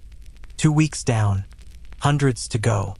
The path is brutal but navigable, deadly but survivable, impossible but somehow being achieved one blood-soaked day at a time. And as sleep finally claims you, your last thought is simple: tomorrow, you'll do it again. Because that's what survival requires. That's what the trade demands. That's what your 7-year sentence means, day after day after day of blood, bone, and the relentless pursuit of adequacy in a profession that accepts nothing less. The medieval night deepens, and somewhere in the darkness, other apprentices sleep their own exhausted sleep. All of you serving the great machine of commerce that keeps cities fed, crafts practiced, society functioning. You're just one small part of an enormous system. But tonight, that's enough. Tomorrow will bring its own challenges, its own small victories and defeats. But that's tomorrow's burden. Tonight offers rest, recovery, the brief respite before the bells ring again and the blood flows once more. And with that thought, you let go completely, surrendering to sleep and whatever dreams may come, gathering strength for the endless work ahead. The shop awaits. The animals will arrive. The customers will demand. And you adequate, damaged, learning will be there to meet it all. One cut at a time, one day at a time, until somehow, impossibly, 7 years have passed and you emerge on the other side, transformed by blood and bone into something you can't quite imagine yet. A master butcher, scarred but skilled, marked but surviving, adequate enough to have made it through. But that's years away. Right now, there's only sleep, and the certainty that tomorrow the bells will ring, and you'll rise, and the bloody work continues. The night settles deeper now, pulling you down into dreamless rest, your body claiming the recovery it desperately needs. Outside, The city breathes its medieval rhythm, never truly silent, but subdued, waiting for dawn's arrival to begin the cycle again. And somewhere in that darkness, in that space between days, you rest as best you can, storing up strength for what's coming, knowing that survival means endurance, and endurance means simply continuing. One more day, one more week, one more cut, one more animal transformed from life to meat. The work is endless, brutal, necessary, and now it's yours. This is what you've become, what you're becoming, a butcher's apprentice in medieval England, learning the craft one bloody lesson at a time, surviving each day in the hope that tomorrow might be fractionally easier, fractionally less impossible. The darkness holds you gently now, offering its brief mercy before the morning light brings back the blood, the bone, the relentless demands of a profession that has claimed you completely. Sleep deep, apprentice. Tomorrow the shop awaits, and it shows no mercy. But tonight you rest. The days blur together now, each one bleeding into the next like the very essence of your trade. Blood flowing, pooling, becoming something other than itself. Just as you're becoming something other than who you were. The shop feels less foreign with each sunrise, the smell less shocking, the weight of cleavers more natural in your gradually strengthening hands. You're learning, slowly, painfully, but learning nonetheless. And isn't that all anyone can ask in this medieval life where survival itself is the highest achievement? Willem's voice grows gentler in your memory, his criticisms softening into something almost like guidance.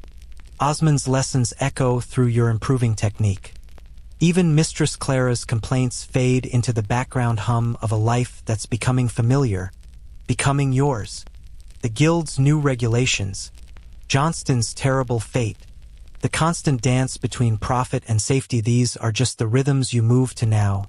The music of a medieval butcher's existence. Your hands know things your mind hasn't quite grasped yet. They find the joints without thinking, separate muscle from bone with growing confidence, wrap cuts with increasing skill. The 7 years stretch ahead. Yes, but they're no longer quite so impossible. Just very, very long. And length, your learning, can be traversed one step at a time. One cut at a time, one sunrise following another into the gentle comfort of evening. The blood washes away. Eventually, the smell fades when you step outside.